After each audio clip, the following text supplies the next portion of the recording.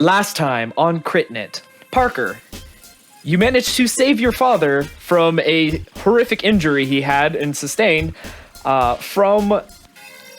Gosh, already I can see all of the stuff I'm going to pre-edit out of this. I hate this right now. I have like X-ray vision for this. How the frack, Chris, have you made it this far? Now...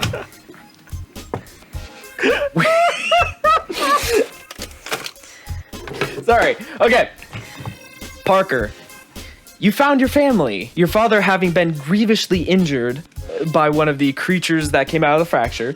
You managed to save your father, your mother, and Janice, and a huge wad of instruments that are also now on the ship.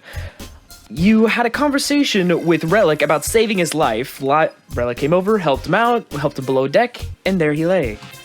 You and Ellanya went below deck and worked out a study for yourselves to kind of start going over the notes that you two had.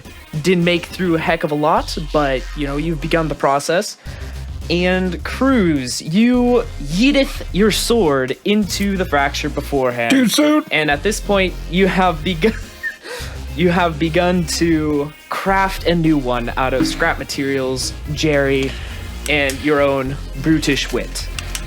There's no brutish wit when it comes to blacksmithing. Oh, I dropped something.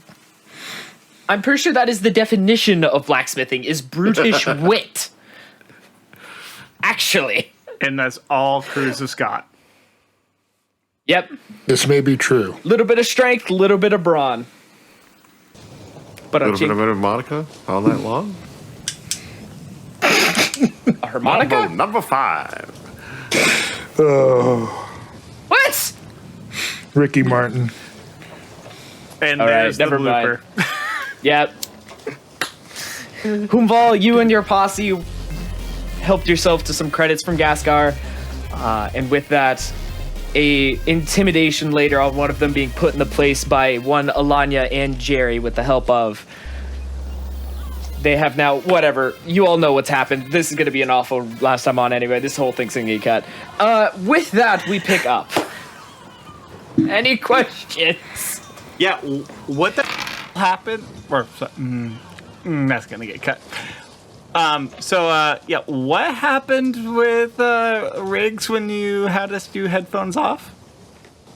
That's a great question. Listen to the pre-edits, and you'll know.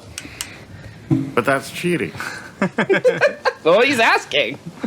Well, that's a great question. Although, Parker, Ellanya, Vall, Kruz, and Ghastgar, you have all been informed of a possible meeting within about the next 30 minutes.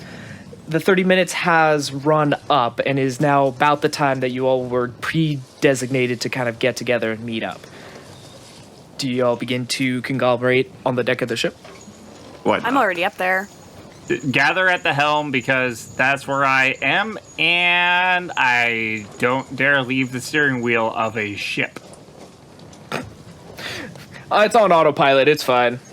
Nonsense, we're anchor. Oh, no. I set up Swiss to control the steering wheel. Oh! With its spider legs. Yes. Alright, I kick the anchor off. Okay, Vall boots the anchor. It drops 50 feet into nothing. And it stops. And it just dangles there. The whole ship rocks a little bit. Yeah, just a little bit. Lifts off to the port. Okay, so Ghastgar, Vall, you two first there to meet up. Well, I was right next to Vall. Okay, so Ellanya, you're there as well. Kruz is gonna walk over, like searching through his bag, and he's just gonna randomly ask, does anybody have like a glass orb, a barrel, and a trigger at all? No. Why? Vall will pull out a gun. Oh, thank you. Well, no. We're trading now. What do you have to offer? I'll give you 100 credits. No. Ghastgar just begins chuckling a little bit. Kruz, I'll make you a trigger for 200 credits. You know what to make. Just a trigger. No, I need a barrel too. So That's 500 credits. Wait, is this? Hold on. Is this a handgun or is this a rifle? I need a rifle. Oh, 800 credits for the barrel. No, I need the whole thing. So what you're saying is you want a gunsmith to make you a custom-made gun? No. I need it for parts. I will make you a barrel for 800 credits and a trigger for 200. I need quality craftsmanship here. This is not a joke. Oh yeah. I will craft it. I will craft it right up for you. You say to the mongoose with a rifle on his back that he made himself? 2 guns, final lava. Yes, but I also know the mongoose with the rifle on his back that he made himself likes to be creative when he's doing projects for people. I mean, I've made a teleporting caltrop gun for someone. True. All right, fine. I'll give you 1,000 credits total. Ghastgar eagerly gets to work. Okay. I'm going to hand him the measurements for the barrel that I need.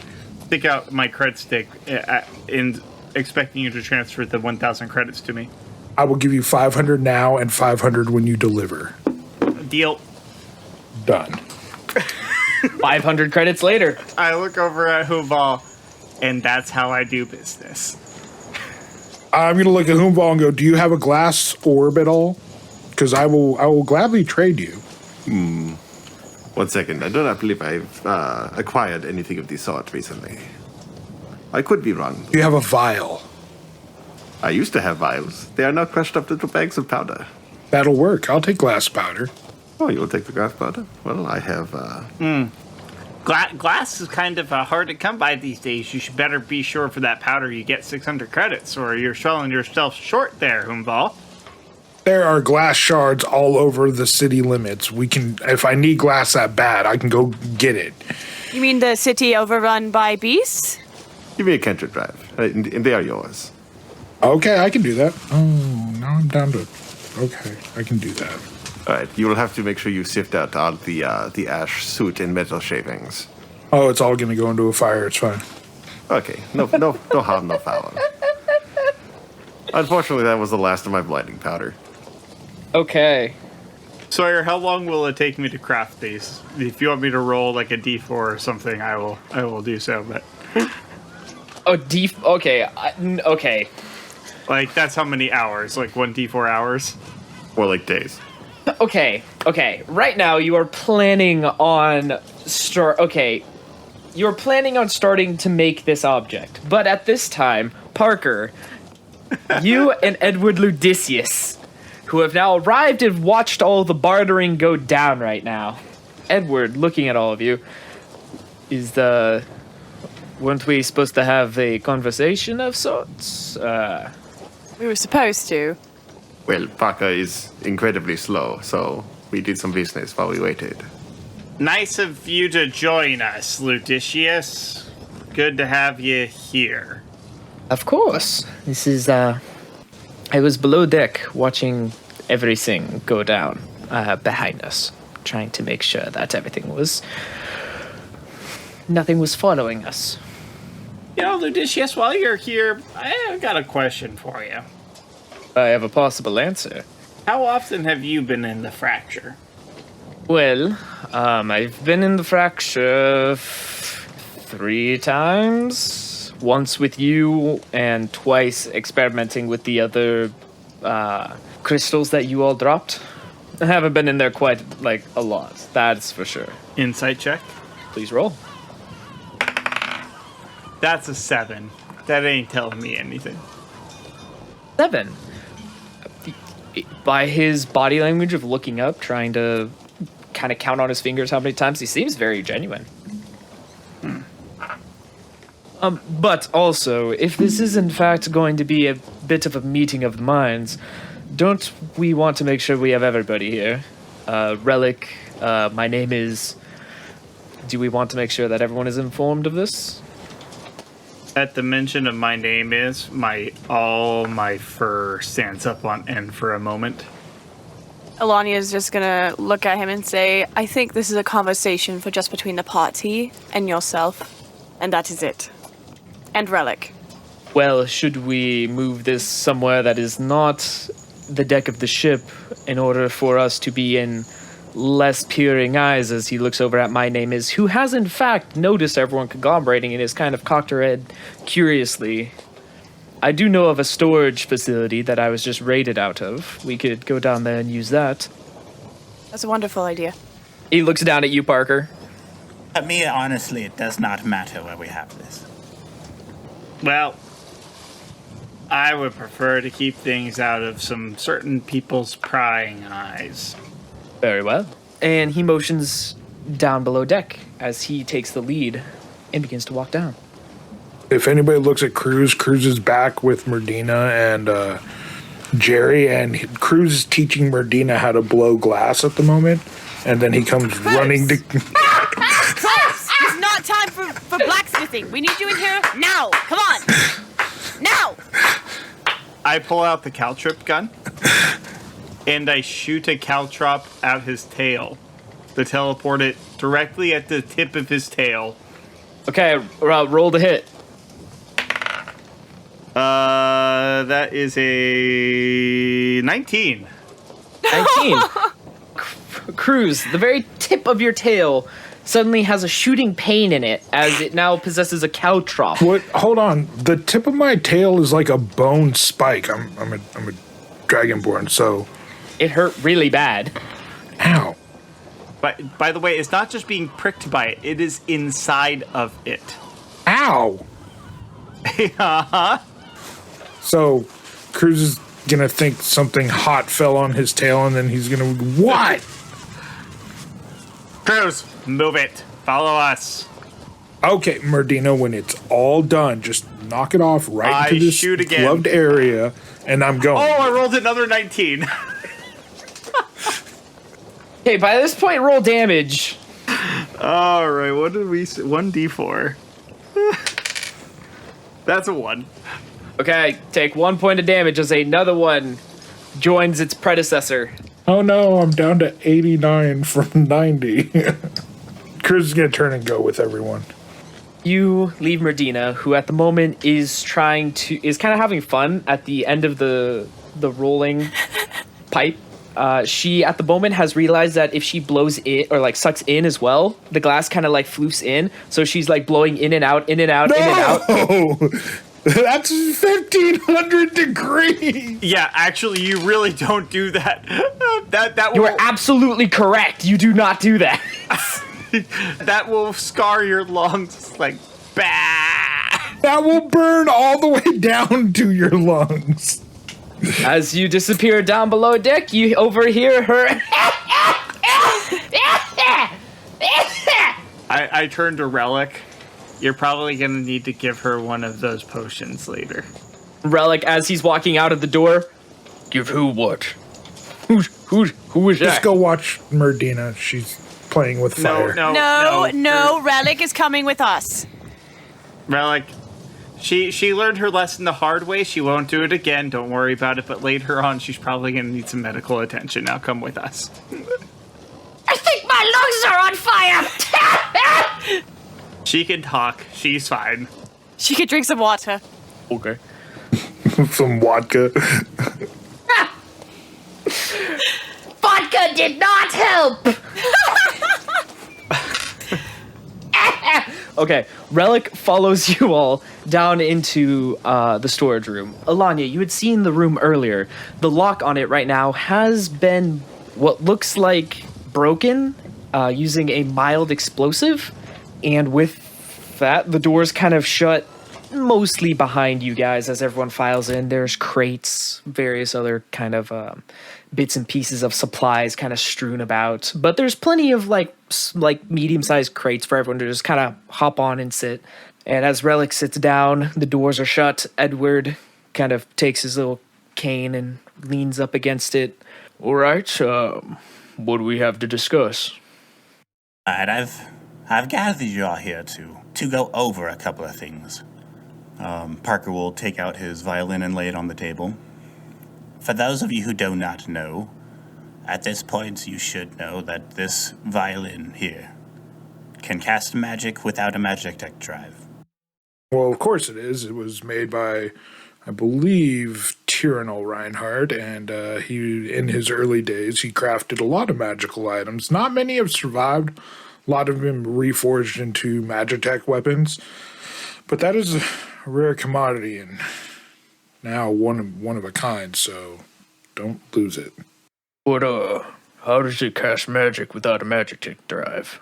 Well, before when magic was rampant in the world and permeated everything, the Reinhardts discovered how to imbue magic into weapons, and they would be like unlimited magical generators. As long as you used quality material, the magic wouldn't override the material. If you used low material, you'd have maybe like 1 or 2 shots, and then the whatever weapon you were using would literally turn to dust in your hand. But Tyrannel discovered how to use the best quality materials to make weapons permanent.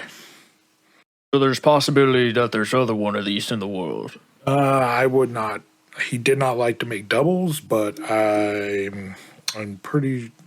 There's a possibility that there's another weapon out there that can use magic. Somebody may just not know they have it.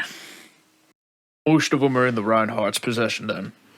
No, a lot of them were all reforged. Only the favorites really stuck around, and those were far and in between. I think the only other one was the Silenara's family weapon that my grandfather made for his grandfather. Oh, so that's a bit of good news? No, because it's in the fracture. Well, not in the Reinhardt's hand is what I'm getting at. Well, the Reinhardt's estate is in the fracture, and we don't know what state they're in, so it could be in their hands. Wait a minute. How do you know the Reinhardt estate is in the fracture? Well, it wasn't everything sunk into the fracture, the whole city. So wouldn't that just, go to think that it just all fell down in there? It's probably all into ruins, but it's in the fracture. There's at least the slightest chance that somebody could have survived. So I guess I'm just playing devil's advocate that if somebody did survive and they're down there. I highly doubt anyone survived. The Shade's intention was to kill every Reinhardt. Yeah, but with the amount of power that the Shade has, they could all be dead, but that doesn't mean they're not walking. So, Parker. Sorry, my attention was drawn somewhere else. I apologize. That's my second thing I would like to bring up. Before, in the past, we have held Kruz to a different standard, him being a Reinhardt and holding that secret from us. There was a point where we made him come clean. I have also been holding a secret from you all. Uh-oh. I cock the caltrip gun and point it at a hoof. I don't shoot yet, but I point it. I respect your hesitation. Down when we were fighting the Ingros in Crad, I feel like I actually might have died. Well, we were pretty close there. When I went down, Goang visited me, and he blessed me with power. Does the name Goang ring any bells? Roll a history check. That is a 12. He sounds like one of the 19 gods. You can't remember what his vocation was. That seems like that's one of the name of the guilds. Is that one of the gods then? Yes, correct. It is the god of song. Hey. But we've only known of 2 other gods that have seemed to escape the ire and containment, at least the full containment of the Shade. From what I gathered and the experience that I had with him, it was not his physical form, more or less like a mental theater coming through from the other side. I do not believe he is actually here on this plane with us. He's not, because the Shade said that all the gods were locked up in a veil. He was able to communicate with you through the veil that seemed to have been put up by the Shade? Is that the best way to understand this, or is there maybe something else? I am not entirely sure. All I know is that the presence I felt when I was experiencing the vision that I had with him, it was intense. I cannot deny that. Maybe your musical abilities are so great that he chose you, Parker. Because you're willing to sacrifice so much. I will take that as a compliment, thank you. You're welcome. On the other hand, perhaps Parker was just hit very, very hard in the head. That is true. He was hit very hard. You know, that is the rational explanation, but we've also experienced enough irrational things that I think we shouldn't rule it out. No, I believe Parker for sure. With Vall's doubts, Parker will roll up his sleeves, kind of like show the wrists of him not hooked up to any magitech, and then I will cast Mirror Image. And as you guys would see as I cast this, 3 kind of forms appear shifting and phasing through me and kind of focused on a key point, but still moving and shifting around. I would like to see if the violin is resonating in any sort of way with his spell casting to see if this is distinctly separate from him or related to the violin. Hey, roll a Arcana check. How does a 28 sound? 28 sounds amazing. With 28, you are able to deduce that while he's casting this spell, the magic of the violin is inert. Okay, that's interesting. In case for the rest of you who don't have maybe the little bit more slightly discerning eye as to Arcana, anything of an arcane nature, that violin was not having any magical resonance, period, in what was going on right now. That was coming purely from Parker. That is insanely unique. Hopefully this will clear any doubt. Could it be a side effect of being in the fractures? The only reason I ask is because during our last battle, I was able to do something that a Dragonborn hasn't been able to do since magic has left the world, and that's breathe fire. Ellanya seems to be able to cast spells without magitech drives whatsoever. At least I haven't noticed her using any, but then again, she could be very, very skilled at hiding it. I have like a baby backpack, but with like a magitech drive in it. I put it on in the very first part of that episode. That's a joke, right? No, it's not a joke. It's like a harness thing with a big magitech drive in it. The reason why I got confused that whether or not Walter was there or not in that one instance, by the way, Lola, you win that bet. Well done. The reason why I was confused was because Walter shouldn't be able to jump out of the necklace on the surface without any like magitech around. But he did, and it was because you declared that you were using the magitech drive, and I didn't remember that, so that was my bad. Okay. Well, I guess that squashed my thought process for now, but that still doesn't hide the fact that I was able to do something that no Dragonborn has been able to do for over 100 years, and that's I was able to breathe fire. So... Kruz, I'd like to point out something to you. That was in the fracture, and I was able to do a very simple light spell while we were down there as well.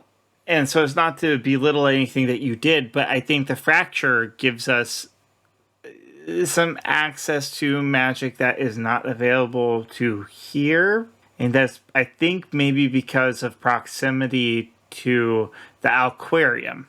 This is my guess. This is my hypothesis that as we get closer and closer and closer and closer to level 20 of the fracture, as revealed by the map, where the Silvered Shade is supposed to be an actual form, and where he has the aquarium, one would suppose that as we get closer to it, we will get stronger and stronger in any ability to cast magic without the aid of magic tech. But we are up here on the on the surface. as far away as we could possibly be without going up into the great blue beyond. Which actually, you guys are on an airship, so technically you are even further than the average person. Right. Right. We are as far away as pretty much anyone has been from the aquarium since the fractures first opened. And he just did a serious spell. So could that be just leftover magic that he absorbed from the fracture, or? I don't think so, because I am now I'm like doing the same motions that I did in order to do the cantrip that I did down in the fracture, and with the same effort, and I'm not able to do anything. Kruz, attempt to breathe fire. While you two are bickering, Parker has backed away and sat down, and he is staring down at his hands. Because what Kruz has said has struck a weird chord with him. Maybe this is all a lie. The box teleports people. Maybe I had a vision. I don't know what's real anymore. Parker, listen to the sound of my voice. This is real. Parker, what you just did is real and not a trick of your imagination. Is it Ghastgar? I don't know. I slap him real hard. Pull it together, man. Can Parker make a perception check on reality itself? Yes. Please make an existential check. Don't roll too well. Don't roll too well. I feel like that's just a really hardcore wisdom save, isn't it? 13? 13. So just focusing and looking at the world around you. Wait. I would like to expend a flash of expertise to add a +5 to his roll, but through the slap that I had done previously to help anchor him to reality through a sense of pain. Give a reality slap. Okay. Ghastgar, the king of reality who slapped reality into a king, now slaps reality across your face, Parker. And in a split second, as his little mongoose hand hits your eyes, and you get that kind of like firefly effect from when something hits your eyes pretty hard, you do see, just for the split second, 6 squares and what look like humanoids in them, but just for the most like split second, and then you're back to reality, and you... Okay, yeah, no, you're definitely in reality. Parker will wipe a tear out of his eye and... Thank you, Ghastgar. Anytime, as I put my claws away. At that, Ludicius stands, and he comes over to you, Parker, and Ghastgar. And Ghastgar, that was well done. A bit of percussive maintenance does help one think a bit clearer. However, I must point out to you all that this is kind of my area of expertise. My theories revolve around the depths of the fracture and how magic works within it. That's what my crystals are trying to access. Kruz, you are not wrong in saying that one can possess residual magic having left the fracture, but it is for a very, very short amount of time. I have tried to keep this magic for as long as possible, and I've only recorded at least 5 minutes. But anything beyond that, every ounce of magic fades very quickly. It deteriorates no matter at what strength it was at previously. What Parker was just able to do was not something that could have possibly been a result from residual magic within the fracture. And Ghastgar, are you also correct that I am assuming in my theory that the closer we get to the center of Edranis, the more powerful magic is. Whether that's due to the aquarium or the very nature of Edranis itself, I, for one, see it as remaining to be seen.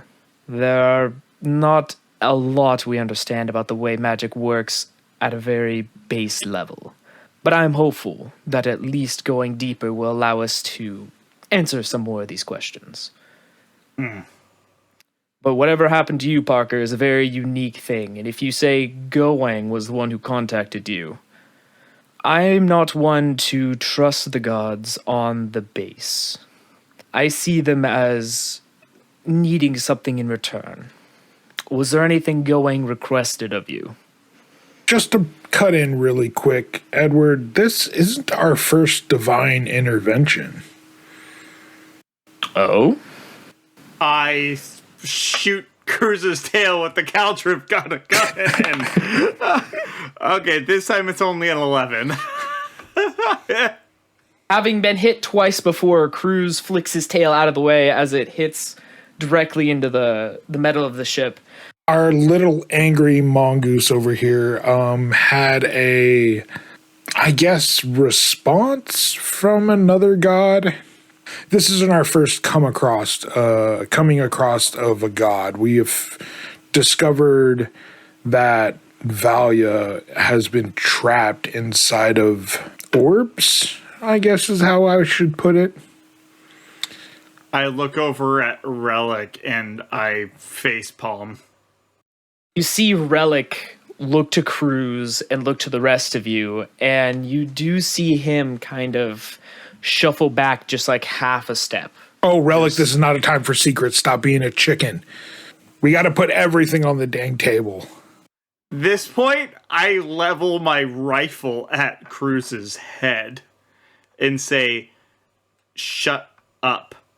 Edward gets between you two. Edward gets between you two. He holds the barrel up, and he kind of like puts a hand to Kruz. My gentlemen, if there's something that you wish for me not to know, I will pry no further. I assure you, I study the fracture. My interest is not necessarily in the gods. I have my theories. Yes? Edward, I'm going to hand this to you. I hand him the gun. Kruz, let's go talk out in the alley, out in the hall for a moment, please. No! Will the both of you get done with it and get on to this meeting with Parker? Is this a time to have secrets? I mean, Edward has Possibly. proved that he's on our side. He's saved our butts already. What else do you need? Just because he's trustworthy doesn't mean he deserves all of our secrets. I'm sorry, Edward. Exactly what she said. There are some things that perhaps you should... those are secrets that other people should be allowed to reveal instead of you. Like, you just revealed somebody else's secret for them. Consider that. I'm gonna step by your Relic.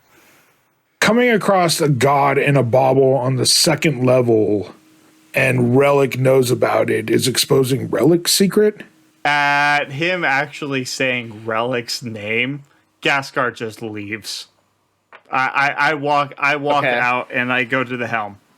Can I follow Ghastgar, please? Yes. I'm gonna walk up to Ghastgar and I'm gonna kind of kneel. I understand this is frustrating. I am also frustrated. I am the first one to understand secrets and wanting people to respect your privacy. Right now, let's deal with this after. We need to talk as a team to handle what we're going to do next. And then we can handle that after. Just please, for this moment, we all need to work together. And then you can take your space from Kruz. I'll even tell him to back off from you if you want. Fine. Thank you. I had some more chamomile leaves if you want them. Do they have a strange calming effect when smoked? I totally, I hand Ghastgar some. Very well. In the few moments that they were gone, does anyone say anything? Edward turns to you all. Well, with this in mind, I do suppose my welcome has been worn. I'm going to join the others on top of the ship. Hold on, Edward, before you go, I do have to say thank you. Without you, we wouldn't be standing here. Like, you came in and saved our butts. So, you have my trust, Edward. Don't abuse it. Because it's a fragile thing. I can imagine with the team at like this, but and as you two walk back in, Edward does address the rest of you.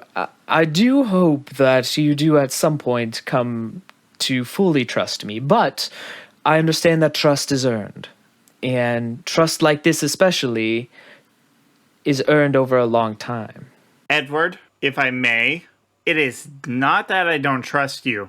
It is just that I have a problem with somebody else revealing somebody else's secrets apart from having permission. And I go and stand over with Relic. On my way past Edward, I grab my gun from his hand and put it back on my shoulder.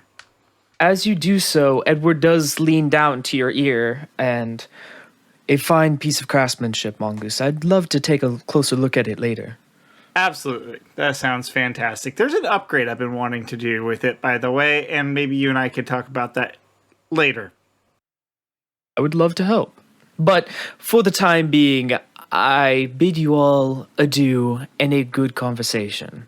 I will, if you'd like, stand on the outside and make sure no one bothers. No, I want you in this room because I do think you have Yes. some expertise to help us with the conversation. Right, well, if this is the consensus of the group, then I shall remain. And seeing Relic's nervousness, you do see him kind of like, almost like bow a little bit and kind of take a position on the opposite end of Relic. I turn to Relic and I just flat out ask, because his name has now been said with Thalia, do you want him to hear any more, or have you had enough of him hearing anything? At the Relic does look at Edward and kind of like narrow his eyes. You see Relic, you see his hand almost move to his side. And you see his hand kind of like come off of it rather quickly. And then, no, what has been said has been enough. We shall leave it at that. Does that mean you want him out, or he's okay to stay in? He may remain as long as the conversation does not continue down the path that it was previously. I don't say anything more other than stare more daggers at Kruz. I would say roll to hit, but you know how it goes. I'm gonna go and kind of like notice Relic's nervousness, and I'm gonna stand next to him and just kind of like put a hand on his shell, and I'm gonna look at Parker and say, "You were saying we were uninterrupted this time. Go ahead." I do apologize. I was not anticipating this meeting going down a weird path. All I wanted to do was get everything out in the open, from my point of view. And if anybody else had anything they wanted to share and get out and off of their chest. If we're going to continue forward as a team, then we need to be level with each other. I do have a few things to mention. First off, I've always had one puzzle piece that has been missing in my research, and it was this journal. And it turns out my people had knew that it was the shade down in the aquariums, and I can't. It is so frustrating to know that, and I need to know more, and I need to get down to that 4th level, because I feel like there's a lot of answers there that we seek to what we need to do. And there was also something mentioned by my people about making an elixir to kill the gods by using the Guardian's hearts. Now, I don't think they were right. Just by the basis of that journal and the writing and the aggressiveness, I am swaying on a different path. So I need to get to the 4th level to get the answers, to know where I need to head. I'm at a crossroads. I, too, would like to get to the 4th level of the fracture. I'm also just not entirely certain if that is even an option for us anymore. Granted, I recognize there are other fractures out there, but are they the same fracture? If we go to the next fracture in Morin, is the 4th level there going to be the same as the 4th level in the fracture that is now Hopel? I would imagine so. I mean, he wants all the people to gather at the 20th level. I would imagine they're all just a gateway to the same place. Does anybody have any... I mean, this is conjecture. And Edward, perhaps this is where you have some expertise that we really should rely on here. Or maybe Relic, you're an ye olde fracture delver. Have you heard tale that the 4th level might be the same as any other fracture? We've had transfers come from different guild halls from around the world. From the stories that they tell, the fracture is not necessarily the same. It's the same biome, the same creatures. Everything about them is the same in the levels. But as far as the topography goes, it seems as though they're unique in that way.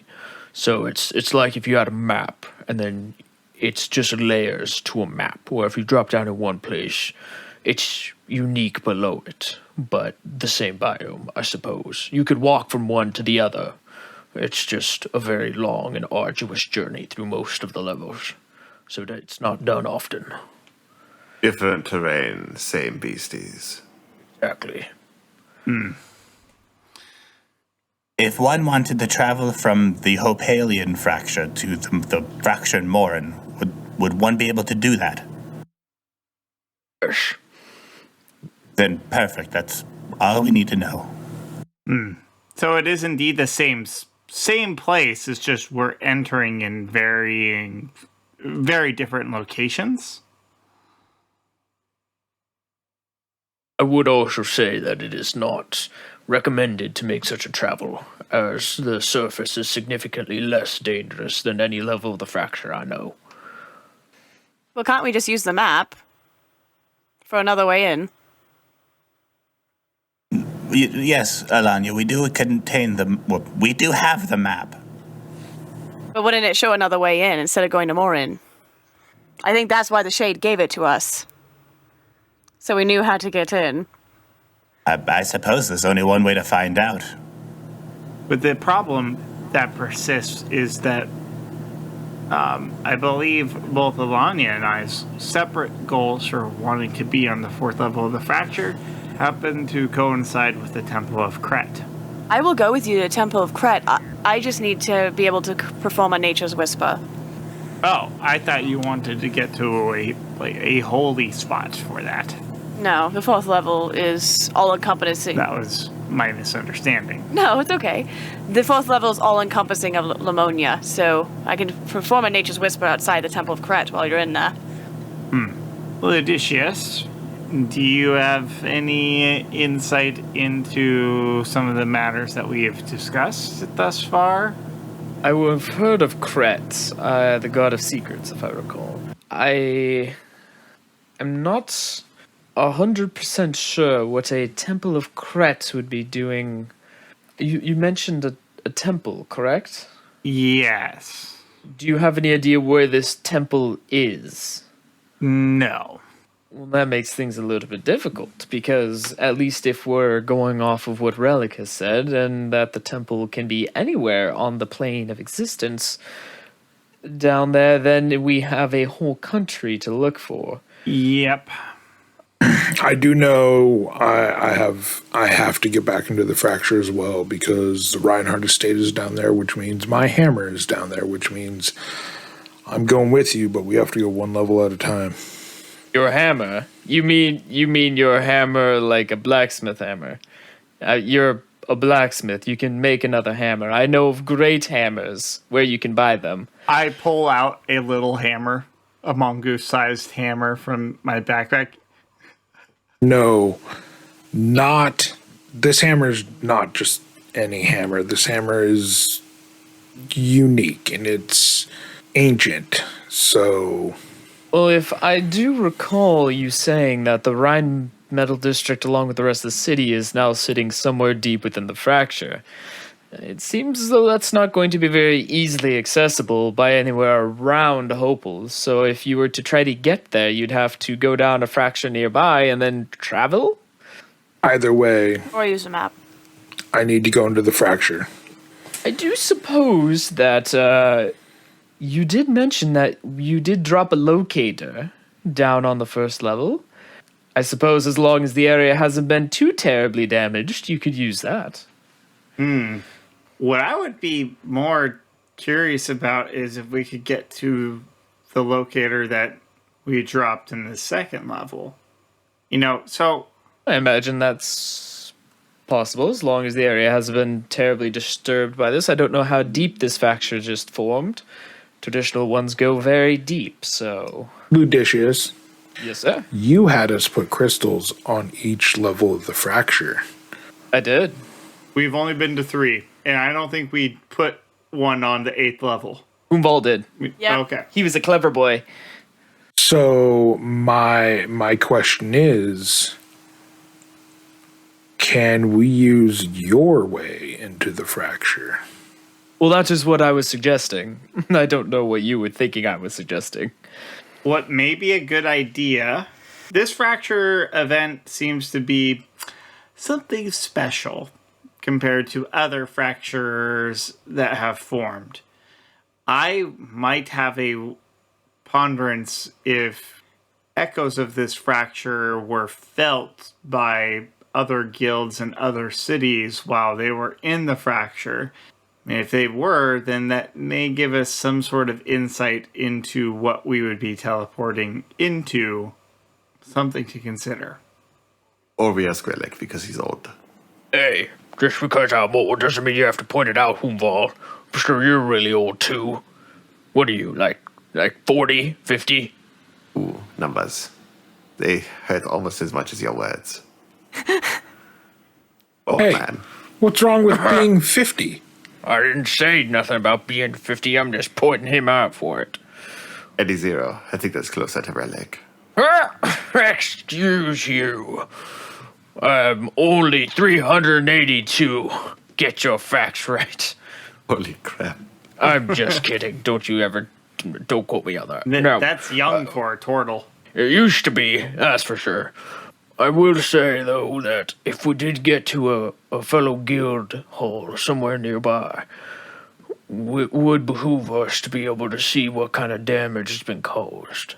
Because as long as they have members, then we could find our way down, we're still guild members. We still have free access to any of the guilds of the world.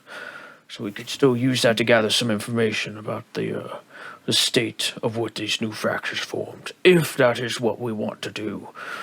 I'm just providing a way or means in order to do it. Parker, would you be willing to play your violin? And Vall, would you be willing to give your pages so we can just see if anything different changes on that map? Certainly.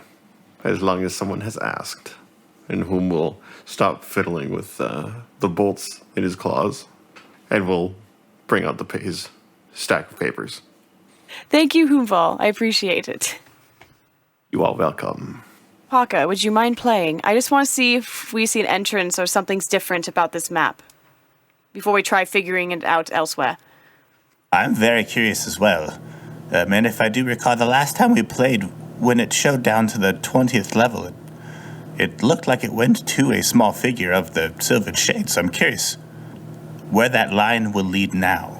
And I'll grab that violin off the table and I'll start playing. Then Huum shoots him with his crossbow. Haha, betrayal. Suddenly, Parker is pinned to the other wall. Large bolt in his heart. Looking at him. Betrayal! I cast Shatter on myself. The violin shatters out. Now none of you will be able to find the fracture. And then drink 4 gallons of poison in a round.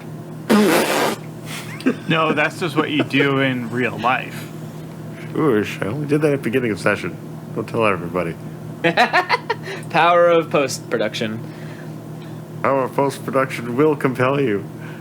Censor yourselves, all of you. Never mind, cuss all you want. I have fun putting those dice rolls in instead. They're fun listening now, to. With that in mind, I'm glad. With that in mind, Parker, you play the music. The map suddenly forms. What you notice is it is the line that does begin at the front, or at the top, makes its way not directly down. You're kind of able to see this another section that's there, the surface. And it shows a line to the nearest fracture, which is still in Hopel. Goes down to the first level, down to the second. You do see that it follows at the moment the same path. But I would like perception checks from everyone looking at this. Advantage, perhaps, because we have looked at it many times. Sure. That is a 16. That is a nat 20. Roll 20. Quick hit. 14. I rolled an 18. For Parker, that is an unnatural 20. A natural 20. All right.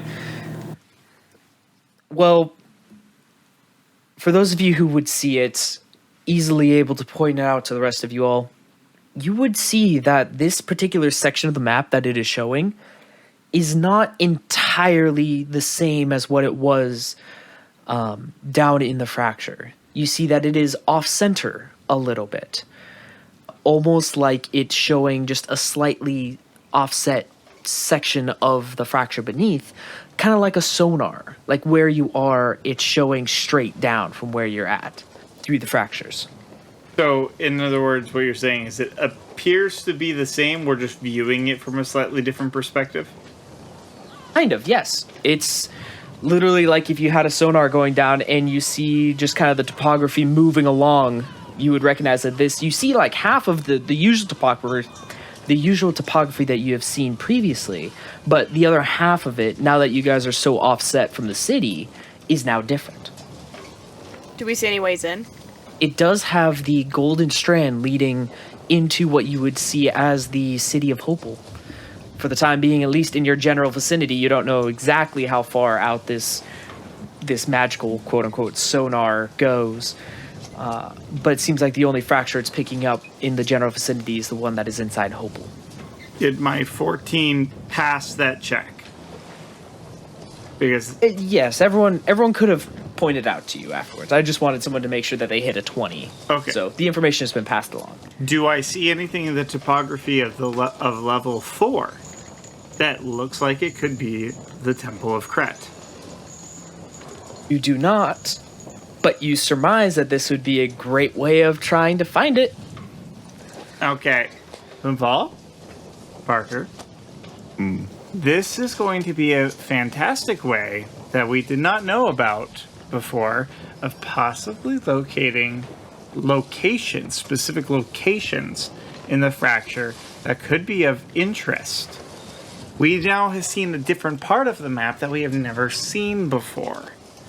Now, we know we need to find the Temple of Kret, so perhaps maybe what we could do is in, say, when we start getting closer to Morin or the Sandlands or wherever the heck we decide to go while we're on this flying ship of ours, we should periodically do a check like this to see if maybe we can find places of interest, if you will. Can I see anything that does look distinctly like Mist and Sweat on this map? So I can kind of point that out and be like, see, like, here's a city. Here's some buildings. Yes, you can actually see Mist and Sweat from here, yes. And so I kind of point that out and be like, look, like, here's Mist and Sweat. It looks like we see buildings here. We see things like that. We should maybe be looking for the Temple of Kret or for some other things. Something that looks anomalous other than trees and rivers and mountains and such. So what happens if I pull level 2 out of the stack? Because that's what I'm doing. So what is interesting is trying to pull the second page. You see and you kind of feel the threads that kind of bind the whole thing going up and down. You kind of move it a little bit. You see the topography on the page itself move and kind of appear with you as you just kind of scoot it over just a little bit. It doesn't release itself entirely, and you're able to get it about a foot out of the stack before it becomes too hard to kind of pull. Oh, so he was able to kind of like move it around and reveal more of the map? A little bit, yep. Ghastgar instantly, upon seeing that, grabs 4 and it doesn't move it yet. And I look up at Huum. Sorry, permission. Permission? Move. Mind your claws. I like, you can see the muscles and tendons in my paws almost like retracting as hard as they can and spasming. I move. And I scan around. Scanning around in kind of the foot that it allows you to, you're able to see... It's interesting, actually. The river Bottomless that cuts through the second level of the fracture descends into kind of what looks like a waterfall, almost into the third level, And down into the 4th level, you're able to kind of see, like, as you move it a little bit more to the left, kind of a bow, where it looks like where the river kind of, like, cuts down a little bit more and appears on the 4th level. Beyond that, kind of moving around, you just see the small itty-bitty trees, like a total jungle biome. And that's about the main thing you're able to reveal as you kind of move it over to the side, and it just kind of appears a little bit of like an oxbow. This is interesting about the river bottomless. If anybody else cares to notice this, that it seems to carry on from the 2nd level through the 3rd through the 4th. That's interesting. Don't see a temple. Relic kind of looks at this. I wonder if it is bottomless. That's just what we called it because we couldn't find the bottom. Did Ellanya ever see the temple when she's in the 4th level? She's down there for a few months. She's not seen it. Sweet. You can surmise pretty solidly that it is not located around Hopel. Just swim through the river down each level. Just dive. If you could hold your breath that much, you could. Technically, no one has been able to do that up to this point. I'm sure there's a spell for that. Like wild-shaped fish. Just use one of the Daedovin's pods and just dunk it in and jump in and go. That's a brilliant idea. More reason to get to the back to the 2nd level of the fracture.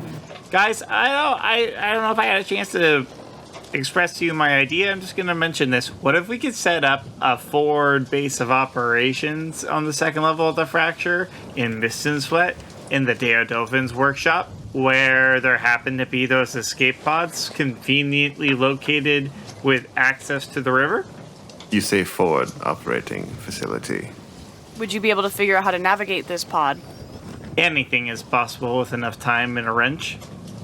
Then let's get to the 2nd level. Huum, Vall? With what resources are you going to set up this forward area? Well, that is a good question. What manpower are we going to use to drag this all down and not have it be ravaged by monsters? The existence of the ruins of Mistenswood prove that trying to set up any kind of forward base there would prove unfruitful. Well, I would like to point out to you that the folks who set it up beforehand did not have a sentient ooze blessed by Valia that is now protecting the city that we happen to be friends with.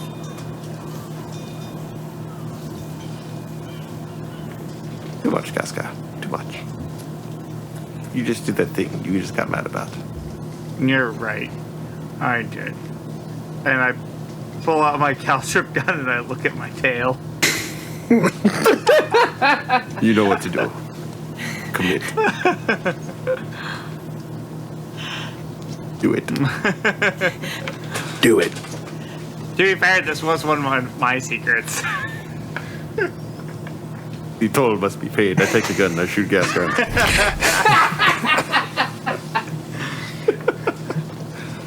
Ghastgar, do you resist this?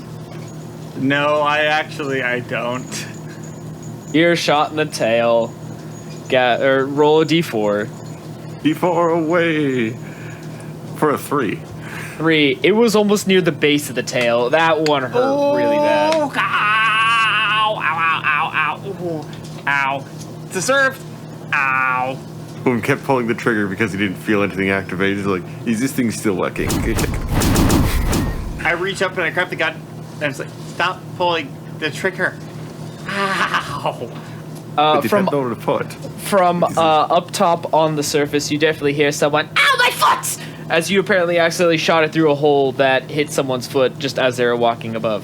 But I grab it and I flip a couple of switches and I pull the trigger again and the caltrop comes out. Ow, my foot! A second! What the? I don't even see what I stepped on! No. The caltrop is like it reverse teleports. Removed itself, Yes. Exactly. Oh, okay. Where now he's looking down trying to see what he stepped on and cannot see anything. Oh, no, I was pointing it at my butt. Oh, never mind. You've removed it there. Never mind. Ow, my foot! It's still in there! Okay. So with that, Edward looking at you strangely and who's blessed by Valia. That's very strange. So we're being told that we have a possible base of operations on the 2nd level. Several of you need to get to somewhere that you don't know exactly where it is on the 4th, and yet we're still, at least for what the Shade declared, supposed to try to unite as a people and rise against him given 1 year's time. What is our next course of action? We are supposed to go talk to the other nations. Right now, it's to rest. We are all exhausted. It's a long day, and we can regroup in the morning. I would also like to say, I think we need more friends. Agreed. So we need a destination first. That is first, not a fracture. Let us decide on that. Vall, what about your friends in the southern Sandlands? Do you think they would rally? They will rally for a price. I would be willing to bet. First off, if we are talking about the Sandlands, you can drop any mention of the word friend. Okay. Would your acquaintances in the Sandlands be willing to rally if the price was saving their own skin? They would sell you the skin off their own back if it would make them a profit.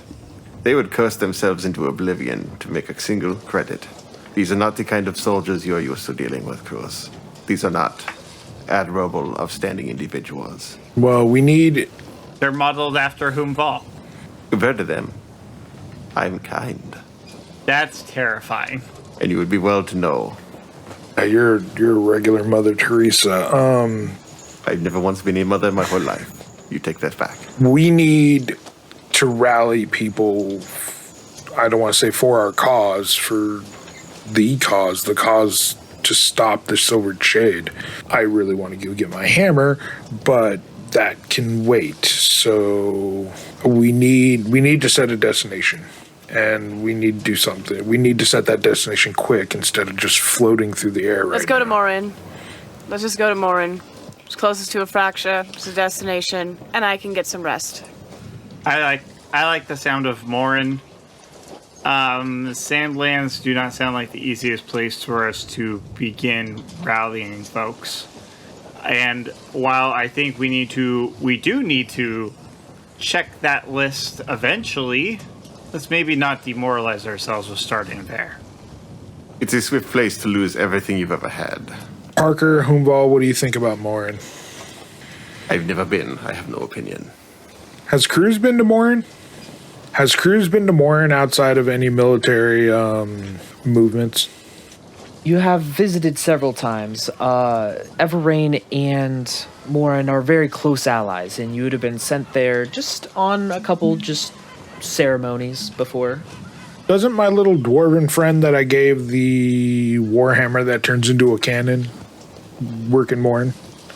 Yeah, no, he lives there. Okay, so yeah, I at least have one contact there, so Morin is a good start. Parker? If I recall correctly, I'm pretty sure my parents are actually from Morin, so I might have some family there. And maybe a long lost aunt, grandparents. I'm not sure. My family doesn't talk about the time in Morin much. Isn't your family on the ship? They are. Maybe we should make it a point to go ask your mom and dad about their time in Morin. What do you know? What do you know? Talk to me or I shoot.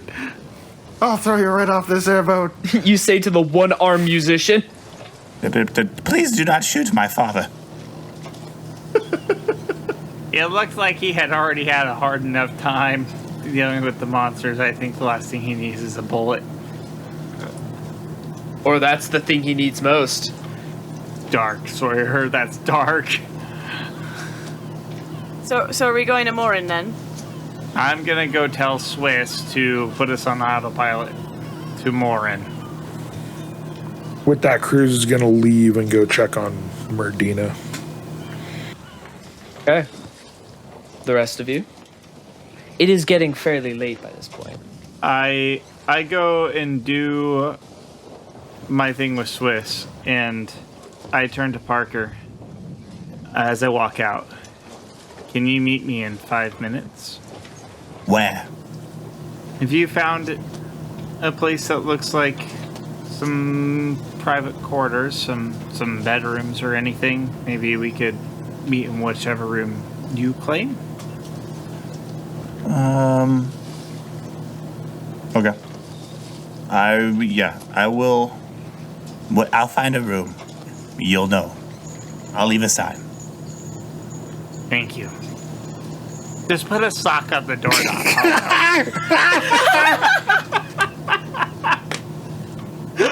Tell the person that doesn't wear shoes or socks and walks around in hooves all day. Put a sock on the door.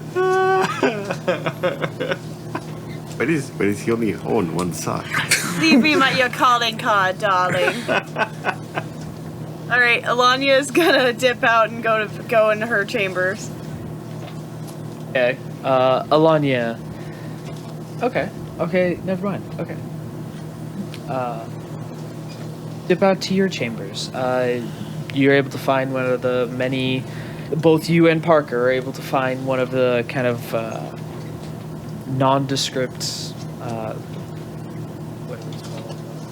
Cabins. A cabin kind of accommodations that they have on the ship. Vall, what are you doing? Vall is currently on his way to speak with everyone except for Commander Sudanin, Scorpio, and Tumblebrook. Okay. Well, Ghastgar, when you head up to the deck along with Kruz, you look up and you see your forge. It is completely covered in glass. I mean, there's literally glass strewn everywhere. You have just globules, just absolutely just straight. It looks like a spider web, but of glass. And you see Merdina with one of the like metal poles, just like slapping it on the ground, like Get off of... she like blows it. It just like spittles out all over the forge some more. Like, what? I'm doing what he told me to do! And your forge is now completely covered in molten glass. Kruz is going to walk back in the room, grab a wooden chair, go back out, break the wooden chair, stoke Jerry up, and get to work cleaning the molten glass by having Jerry melt it more as he scrapes it up and puts it back into the cistern in the forge. I turn to Jerry, and as you're about ready to throw the wood in, Jerry, do you need a nap? Or do you want to keep going? This looks painful. Jerry looks to you in this like look of almost like pained. It looks like he has been watching something unfold very painfully that he has not been able to help with at all or give any insight into. And it's just been this constant like cringe of just like, keep trying. You're failing, but keep going. And in regards to continuing this, he does nod less to you and more to like Merdina and like. I hold up his canister and I shrug. The door is open, and I shrug. You see him kind of like a little tender, like wave down, like leave it there, just in case. I know. I shake my head and be like, no, I keep with. You see two flaming fists kind of like pop out, and then him like kind of like shadow box for a second and just kind of like shrug like, I can fight anything over it. I'll keep an eye on it. I'm not. I'm worried about somebody accidentally kicking it off the side by total random accident. He nods and then waves to you. Okay. Like, okay, yeah, keep it. It's fine. Okay, and I walk over to Swiss. I imagine I know more or less the direction that we need to head for Morin. Yes. Okay. I give Swiss instructions. I go over to the other random crew and I say, hey, if you twist this valve at that, if you set that pin in that location, we should be on an autopilot to be at a cruise altitude, and provided anything really obtuse occurring, we should be fine. it's a good thing you say this because the two Deodovan are the only two left on the ship. None of the other half-moon sellswords are anywhere on the ship deck at all, actually, by this point. Yeah, I expected that. Though, in pointing it out, one of the Deodovan does look down at you. Or, actually, look at you because you're about as tall as each other.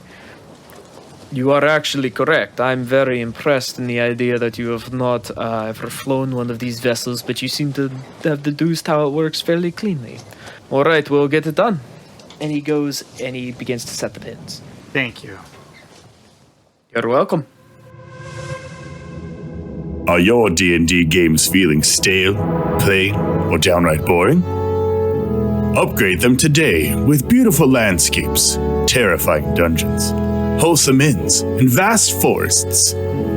Draw your players into your own personal fantasy world with Arkenforge. Arkenforge.com provides hundreds of preloaded items for you to mix and match to fully customize your worlds. Use promo code CRITNIT to get $5 off your purchase today. That's CRITNIT. CRITNIT. Hey everybody, this is Chris Cornish, your Audiomancer for CritNit. I just want to take a little time out to ask you to do a couple of things for us. Find us on Twitter and follow us if you haven't already. We are at crit_n_it. Also, if you could please leave us a rating and review on iTunes or Google Podcasts or wherever else that you find us, it would help other people find us and get the story out to others. And speaking of the story, let's hop back into it. Vall, having reached the deck, none of your sellswords are there. I immediately check the sides of the ship. Looking down the sides of the ship, you see one of the portholes has a light in it, and the light suddenly flashes. I go down to the according room to that porthole. Okay. You hear, as you get close to the door, just utter laughter, just emanating from the other end. Nope, it's time to break and enter. Okay. How are you doing this? I'm gonna bust out my lockpicks and get to work. Okay, please roll sleight of hand. Natural 20 for 26. Natural 20 crit damage! You are able to charm this lock in a moment. And not very complicated. Deodovan make very cheap. And the door is unlocked. How do you enter? I will enter stealthily, just creaking the door open, checking for anything hanging above or in front of the handle that might tip over, and then sneaking my way in. Okay, that's a very good thing you did, because set right above the door is a pail that as you open the door ever so slightly, you see it begin to kind of tip towards you. Yeah, I'm gonna take that with me. Popping it off, you find it to be full of molasses? Where did they even find this? Was this on the ship? What in the world? It's not actually. As you open the door and close it behind you, and you find all of your sellswords packed into one room. This one room having one bed, but it is able to contain all of your sellswords. They are laughing their heads off right now as a familiar wooden box is now in the center of the room, and you see Button right now with a flask of some kind of liquid now pouring out of it, and he's drinking it as you recognize this as maple syrup. And you see one of them right now has a dagger, and as they're like poking at like small buttons, it's turning into wool every time, and like this yarn stuff, and they're just laughing their heads off right now. One of them at the moment has these gloves that as he's beginning to kind of clap, there's like little sparks that's coming off of them. This is great. And that's actually Commander Sutanine with the gloves. This is great. Oh, Vall. Welcome in. Sorry, we couldn't find you. We're having quite a lot of fun here. You started without me. That is what I am most hurt about, Commander. I'm sorry. I'll fling the bucket at Button. Let's see. Oh, there we go. It splashes onto Button. but was not fast enough. And as he kind of reaches out his hand, he's the one chugging, and he like reaches out one hand, misses it, it hits the bottom of the bucket, and the bucket just tips forward and just hits him in the side face. He's just covered in molasses now. I appreciate the gift at the door. Button begins to sign to you that he is glad you enjoyed it. He is too. As he just begins to kind of like drink as much as he can out of the bucket now. So, who's gotten what so far? Commander Sudanese sits down. Well, I put in the gloves. I got these weird sparking ones that, it's kind of cool. Button put in his flask, and he managed to get one that brings out endless molasses, I'm supposing. Tastes very good. But, more than that, we were also able to get this dagger, and Tumblebrook holds up the dagger, that anything we stab with it turns into fabric.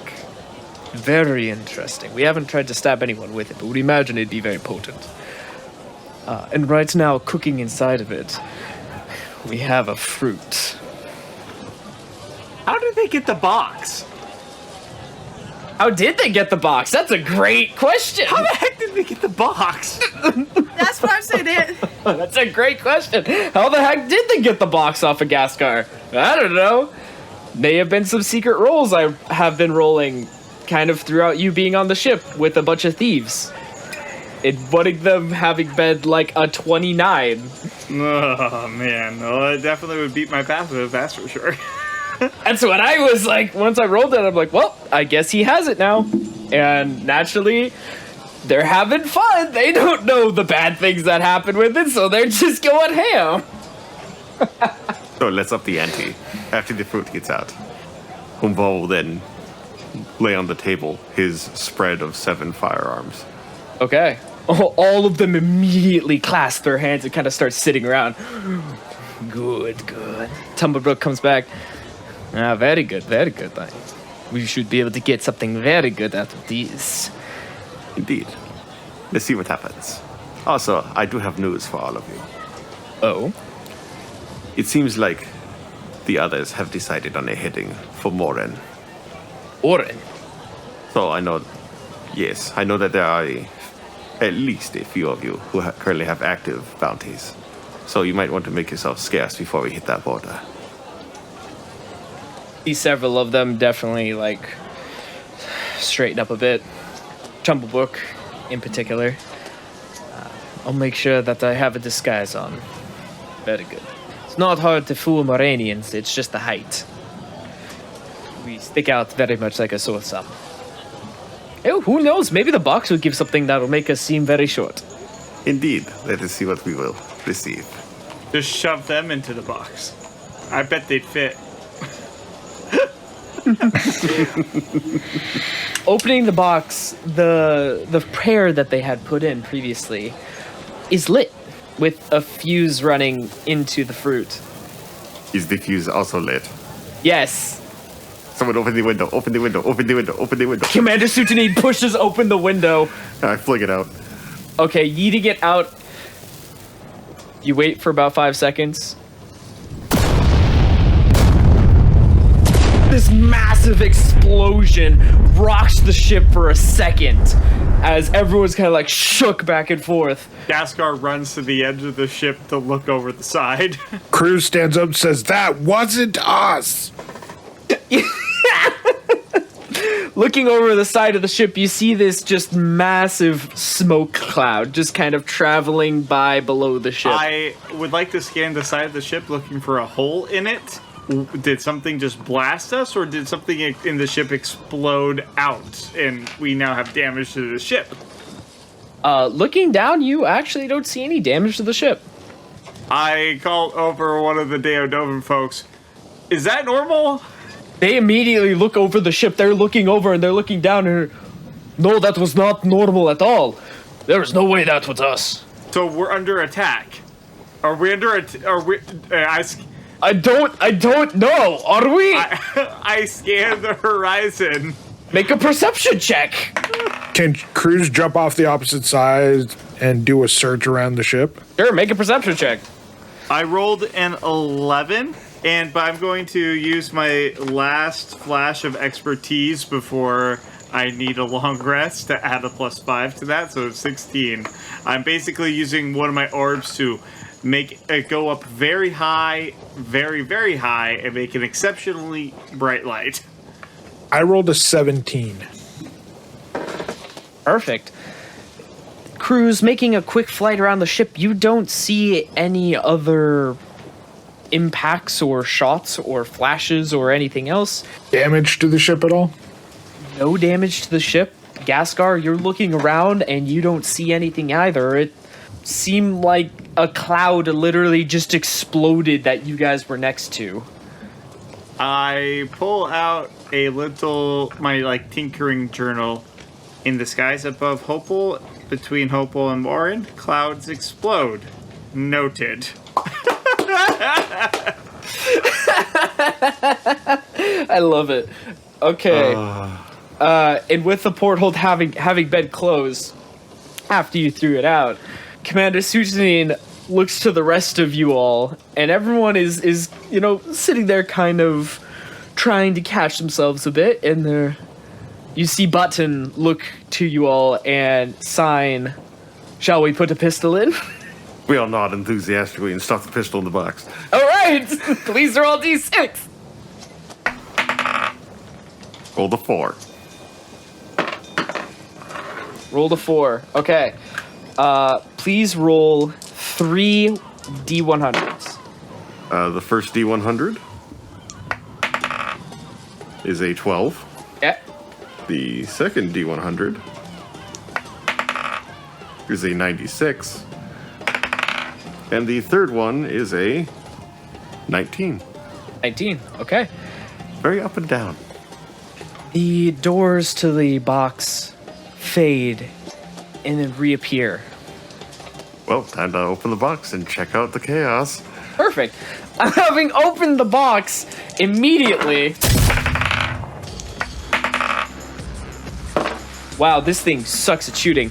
You see the pistol immediately rubberized, bounce up, hit the ceiling, hit the ground, hit the side, bullets, bang, bang, bang, bang, as it does. It is flying around this room, ripping off of each wall, ceiling, and floor, and just firing bullets into random directions. It is a miracle it did not hit any of you this first volley. I would like to catch the gun. Please roll a dexterity check. Well, you wish Ghastgar was here, because that was a nat 20. Total of 21. Total of 21. Fantastic. You grab a hold of the pistol grip as it goes. Vall, you find yourself lifted off of your feet. Hit the ceiling, hit the wall, hit the side, hit the wall. You take 4 points of bludgeoning damage as you are now being brought along with this pistol, as it is now hitting you along the side. Now for its second volley of bullets, which I have rolled nothing over a 9 right now, and bullets are now flying through the walls. The rest of you are now beginning to hear bullets just flying, rip-roaring through the middle of the ship. Ghastgar goes running in that direction, and I look over at Merdina. Shots are being fired. Come with me. Merdina, who at the moment has scraped off most of the glass from the forge, looks at you. All right, she grabs her axe. Let's go. Jerry, you come too. Jerry floofs out of the forge and begins to follow right behind you. Kruz is gonna pick up his shield and be like, "Okay, I guess I'm going too." Okay. Vall, Commander Sutanine, throws open the window. Throw it out this one, Vall. And Huum will take a bonus action to steady himself and fling this thing with all of his might out that window. Make a strength check, please. That's not good. That was a natural 1. Critical gambit! I was just gonna say that. Critical gambit. Critical Do gambit. it. Y'all know it's a trap to use this. Yeah. Oh, yeah. But it's a fun one. Entirely! Do it. All right, send it. Let's go. Yes! Let's go, boys. And I got a 12. 12? Okay. Plus your strength. Plus 3 makes 15. Perfect!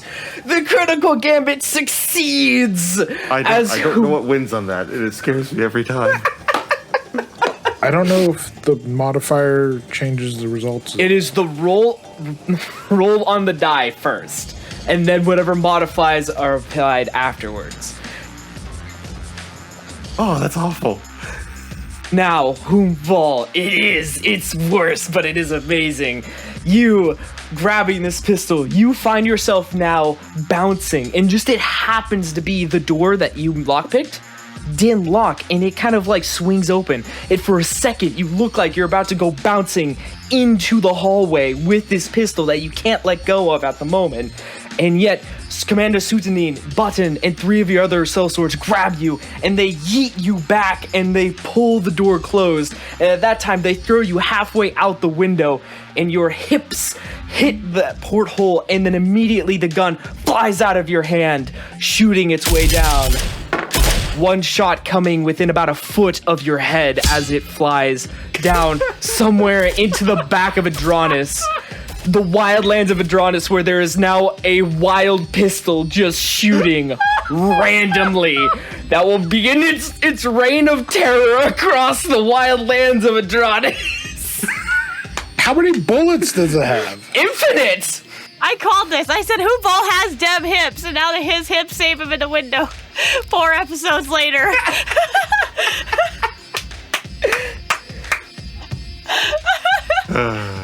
If the infinite bullet gun meets up with the knife squirrel and have children, we got a problem. I mean, yes, I suppose. Sweetsy. Oh, I forgot about Sweetsy. Yeah! Ghastgar, you, Jerry, Kruz, you are there as well, and Merdina make it down to the bottom. You see a door suddenly close. Can I discern if that is the room in which I heard shots being fired from? Are there do I see any bullet holes? Bullet holes in the walls? There are several bullet holes through this door. Kruz is gonna brush by and start pounding on the door. I draw my rifle and I have it leveled at the door. Okay, Kruz, you're pounding on the door.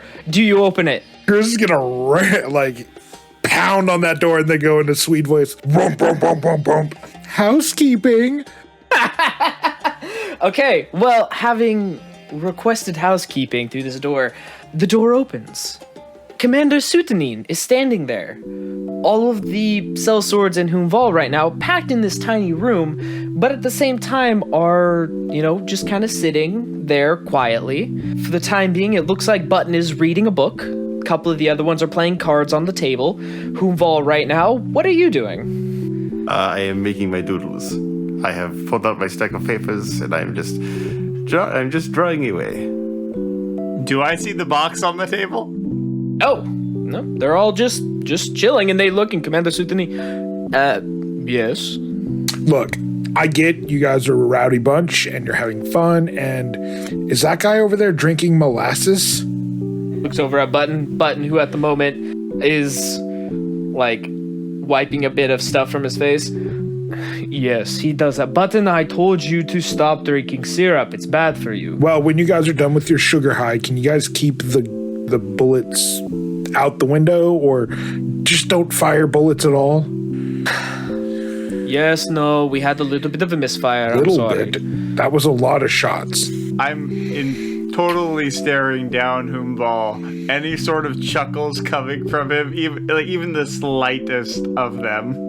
Nope, just doodling. I sure do love my doodles. He does love his doodles, and Commander looks down and sorry, it won't happen again. We apologize. Oh, insight check. Please roll insight. Okay, I'm gonna do the same. Oh, yes. That's a nat 20 with a +2, so 22. I got a 18 with a +1, so that is 19. Wait, this should be higher. Oh, no. Okay, yeah. 22. 22. Well, with a 22, you look into Commander Sutanine's eyes. He looks down at you. He's tired, and he's done with dealing with his people's bull crud. And yeah, there was just a pistol that went off stupidly. He's He's not having it anymore. Go to bed. Quit firing guns. I'm sure there are more cabins. Do you want to find a different room? Do I need to break this rowdy bunch up? We're fine. Don't worry. We'll be asleep in the matter of moments. We all have slept in much worse conditions, I assure you. Okay, well, if I hear another gunshot go off, then you guys are going to be sleeping on the bottom of the ship. You're not going to hear any more gunshots. Just don't worry about it. Don't worry about it. It's fine. If you want to fire guns, I'm okay with that. There's some cannons up on the main deck that you can shoot off into the distance if you would like. Button closes his book. You see Commander Suit. No. She said going to bed first. Do not tempt him. Do not fire guns inside sleeping quarters. Please. All right. Oh. We've already had enough people die today. We won't. We will make sure that there is no such thing happening. All right. It's fine. Thank you very much. Thank you, Ghastgar. Thank you, Kruz. Thank you. And then closes the door. I drop a locator in that room. Roll slide fan. 26. 26. Okay. You successfully slide the locator down into the room. Okay. The door is closed. Cool. Okay. Kruz is going to turn around and say, now that foolishness is done, I'm going to clean the forge. Jerry, Merdina, please accompany me. You see Merdina kind of bleary-eyed right now. Her eyes kind of going in two separate directions. It's just, Kruz, I think I'm going to go to bed. I have a piece of candy. I look at her, Merdina. I'm going to tell you this lovingly and as a friend. You suck at blowing glass. Go to bed. Hey now, I mean, just because that's true doesn't mean that you have to put... Also, if your lungs are still on fire, go talk to Relic. I hope no one saw that, but I guess everyone did. Yeah, well, my instructor just kind of left me in the middle of my lesson, so I'm gonna blame it on him. I was pulled away. I blame a lot of things on Kruz. You're in good company. Jerry, let's go. All right, I'm going to bed. I'm going to bed. And she wanders her way out. And I begin to go look for a sock on the doorknob. I'm taking Jerry back to the top deck. Jerry shrugs and follows you. I held up the canister to Jerry. Be like, I'm going this way. This is another chance if you want to come with me. I'm going to hold up a chunk of coal. Jerry looks at you, looks at the coal, looks at you, and he swoops into the pen. I pocket it and go about my business. He's tired, man. He's had a rough day too. Uh-huh. How much glass did we get cleaned up? You got the majority of it cleaned up. Okay, for the rest of it, I'm going to let it cool and then just shatter it with my hammers and then sweep it up. Okay. Ghastgar. Knock, knock, knock. Parker, you didn't fall asleep, did you? Parker opens a door with a robe and he's like, hello. Just kidding. He's all got a velvet robe and a glass of wine going, I've been waiting for you. Giggity, giggity. No, Parker's been spending this whole time looking for a sock.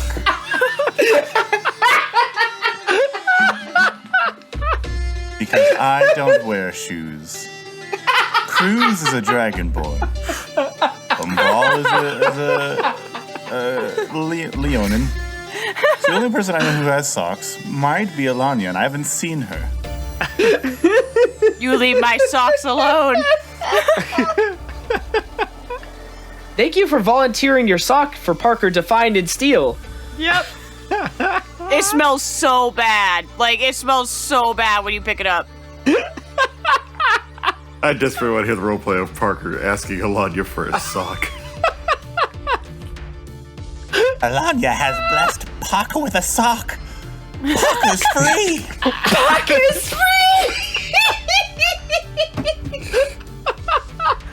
Parker's a free Santa. And all our Harry Potter fans have been immediately satisfied. Oh my god, that was good. That is fantastic. Well done, sir. That was great.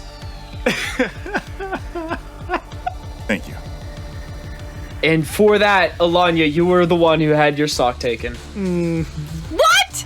Those are long socks. That sucks. Yep. I'm gonna notice. Sorry, it was the joke. The joke made it happen. It was too good. It has these like nice floral print too. Like it. Oh, it's so nice. No, that is gray and wool and knitted by Relic himself. He knitted me a sock. Oh, it's great. It's a gray wool knit sock.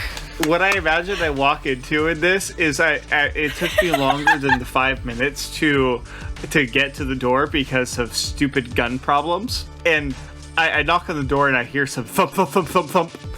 And the door opens and Parker has got the other sock, trying it on, going, "What? What is it that you guys do with these things? These things are so awkward." I just don't understand that they don't cover the hoof very well. And they keep falling off? What is this shape? I don't get it. I don't understand Ghastgar, either. you scared the hell out of me. What are you doing here? I'm not trying the sock on. Get out. Oh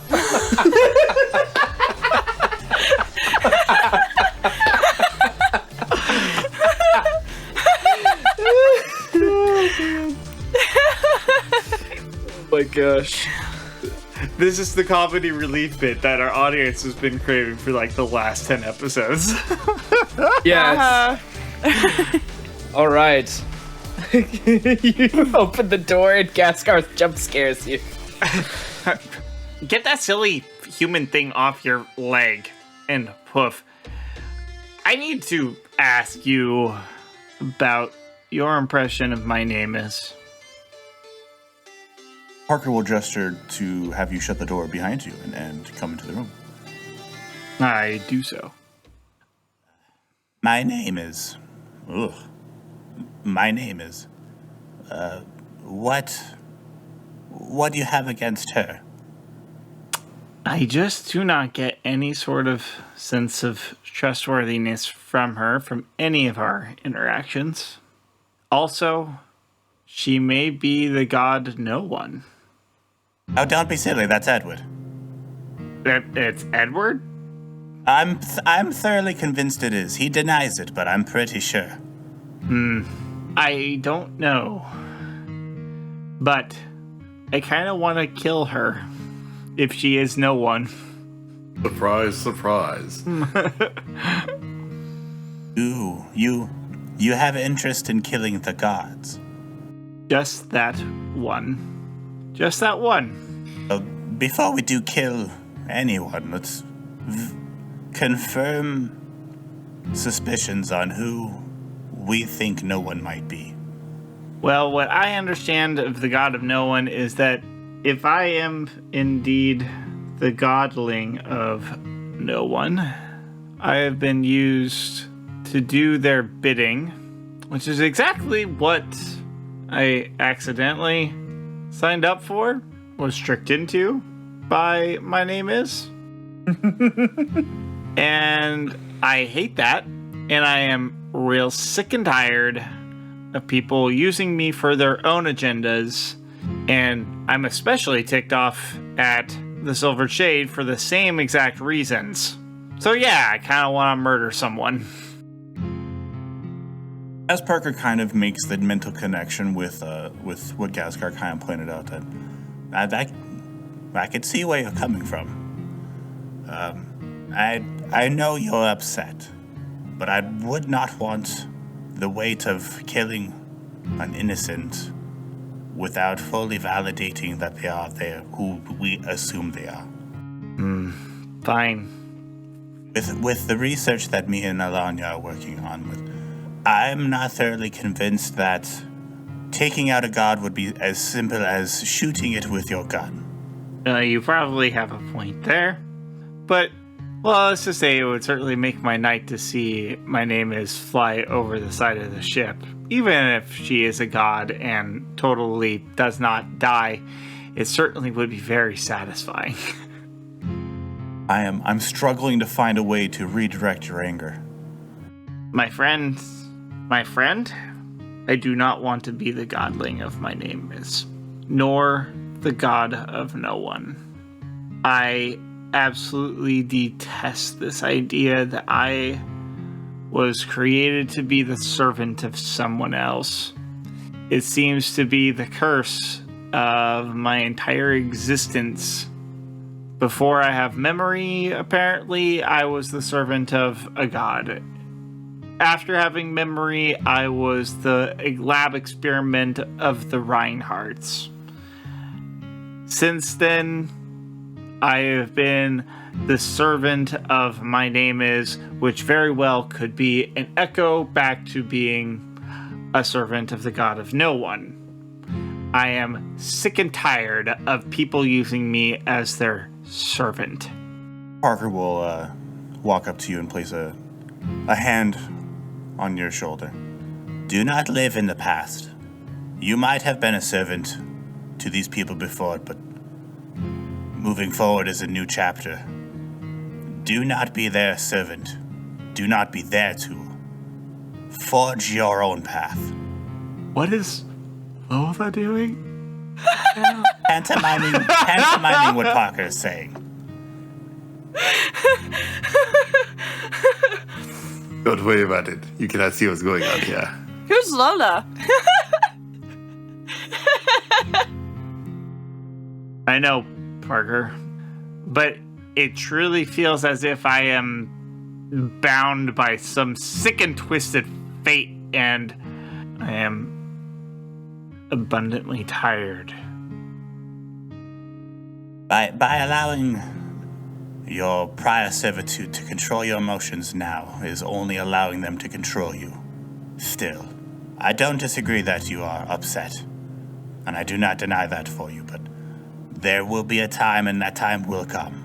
And for the record, can we just kill Kruz too? He seems to be a pain. I actually rather enjoy Kruz. With that rebuttal, Ghastgar cast himself from the highest point in Olympus. You're just a fanboy. I thought you were supposed to be the main act. Thought you were cool, man. Like killing your friends level of cool. Just recently, if I recall, he was the one standing next to me when everyone attempted suicide in the fracture.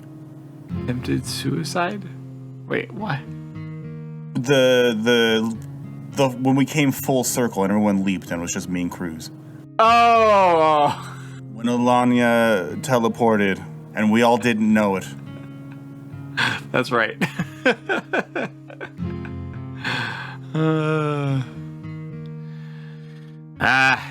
Alright. Listen, I need to find answers about who I actually am and what I have done before in the past. And I also need to not be bound by it, but I need to know. Everybody else seems to know about who I am or what I was and are using me to that purposes. But I frankly really have no idea what the heck I am or what I was beforehand, what I had done. Insert Phil Collins, I want to know. Will you show me? I want to know. Have you ever seen the rain? Bless the rains over Africa. Sorry. Totoro! Or Toto, not Totoro. Jesus Christ. Toto! Oh no, jeez. I forgot my Totoro.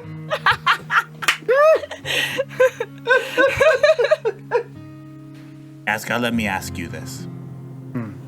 When you find those answers to who you were and what you've done, will they change who you are now? No, but people won't be able to use that information to control me without me understanding why. I want to know what is so alluring about me that stuff that I don't know. I don't understand. I don't think that this is going to change me at my core as if it's going to totally make me a different person. But if I can if I can have some insight into why I have been so vehemently targeted, then it might help me dodge a few bullets. Very well. If there's any assistance that you need, holy Jesus Christ. If there's any assistance that you need from me, let me know. You just figured out how to use the sock. It's so comfortable and warm. It's easy, add lotion. It's comfortable and warm, but it's also a capsule that, like, restricts the freedom of the feeling in your feet. Or in your case, hooves. I mean... Wherever he put it. I mean, isn't it weird that you don't have a direct connection to the earth? Or at least the ground that you're on? Not that we have any connection to the earth right now. Yeah. Yes, through my hooves. Isn't that weird? Why would somebody ever willingly disconnect themselves from that? I don't get it. We got baby soft Pete's. It hurts. Toughen up, pansy. The feet of a humanoid is weird. And weak, quite frankly, but quite alluring to its soft and fluffy outsides. All right, softfoot. Ellanya's feet have got some nasty druid fungus. What? Excuse me? She's an elf, not a halfling. Hey now. Yeah, Relic's been trying to treat that for years. You need, jeez, shush. I'm gonna run away. Ellanya jumps off side of the cliff. We don't know, Parker. What? They come with mushrooms? Parker, probably. Parker, Ghastgar, you find your way to your beds, I'd imagine. Vall, you're bedding down with your sellswords. And Ellanya, your top drawer has been run through when you get back to your bed. You don't seem to be missing anything except for a pair of socks, but... Oh, those were my favorite ones. God dang it! And I'm gonna slam my drawer shut. Probably one of the sellswords, honestly. They're a very shifty bunch. There's no reason why anyone else on the ship would have taken them. Ellanya, before she lays down, she's just gonna go through those journals. But I have it where she just like threw all her journals in her bag, so she's just like dumping them out in the same fashion on her bed. And then when that happens, actually, there's gonna be like a little folded picture frame that falls out, and she's gonna pick it up and look at it for a moment while she sits on there, getting ready to meditate. And what is it of? Ooh, one side is it was Guild No One before she left to the 8th level, and then the other side is her with her father, and then her with Relic, and it's like a little folded picture frame with pictures, like sketches inside of it. She was meant to give it to Relic before, she was meant to give it to Relic before things went crazy, but things kind of went crazy really quick. So she kind of forgot about it. Right. Okay.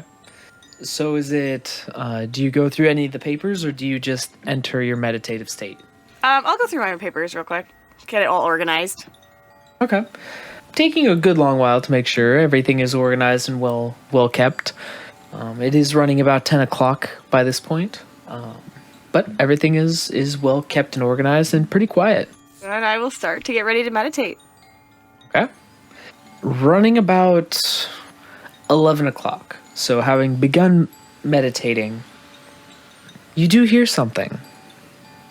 And something familiar to you in particular. Outside of your door. A familiar footstep. Just kind of funk, funk, funk. It's Parker funk. to return the socks. No, it is the heavy thunk of Relic making his way by your room. Out of habit from when I was a kid, I'm going to open the door just a crack and kind of like peek out. Okay. Roll a stealth check. Oh, God. That was a what? Gambit. I have the worst. No. You guys, take your gambling elsewhere. No, the worst outcome is Relic is not Relic. I get stabbed to death or something. I'm good. Like, I'll just not critical gambit this. Fair enough. Okay, well, The having... bouncing gun comes back. It hits the ground so hard that it bounces right back up into the ship, through an open window. Like a bouncy ball. With the knife squirrel riding on top of it. That is bringing a knife to a gunfight. Roll for initiative.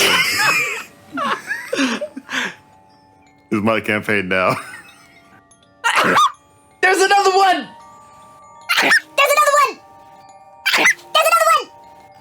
Ellanya, you see Relic right now walking down the hall. And as you open the door, this door in particular had not been oiled. And as you open up, and Relic immediately stops and looks back right at you as you're peeking through just the inch that you cracked it open. And he's looking right at your eyes. My eye gets really big for a second. I shut the door.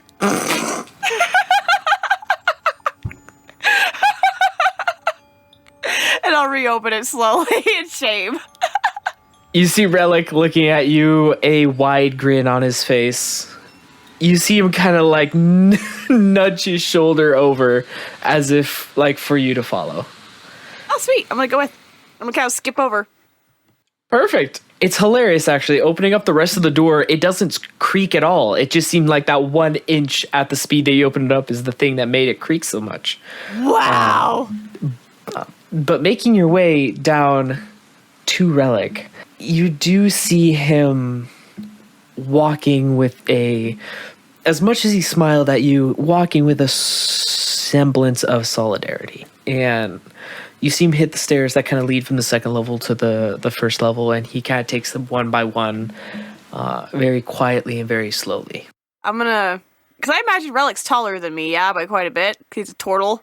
Yes, he is. Okay. So I'm gonna look up to Relic and... What's the matter? As you both reach the top deck of the ship, he turns to you. There's something I haven't done yet. And now that Hopel has fallen, seems as though it's gonna have to be something that's done before the chance is lost. And you see him kind of turn and begin to make his way to the stern of the ship. Yeah, I'm just gonna follow him in silence. It is a beautiful night. There are a few clouds in the sky, but the crescent moon right now is shining clearly down upon the ship. There are a million stars thrown in the sky, and you're able to feel kind of the cool night air rush by you ever so slightly in this very gentle breeze as the ship is going forward.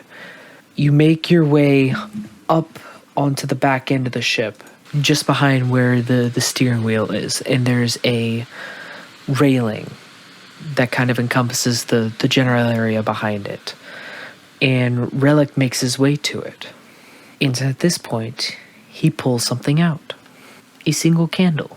And as he does so, you see him light the candle and set it onto the edge of the railing. You see a TB inscribed into this particular candle. And as he sets it down, you hear him say to himself, To Thomas Brill. and you see him produce several more candles from beneath his cloak. Oh. Pulling another candle, he sets it on Before the he side. can light it, Ellanya's gonna put her hand on his arm, and she's gonna walk up and light it. Having lit it, he says, Tamian Diok, you were wonderful.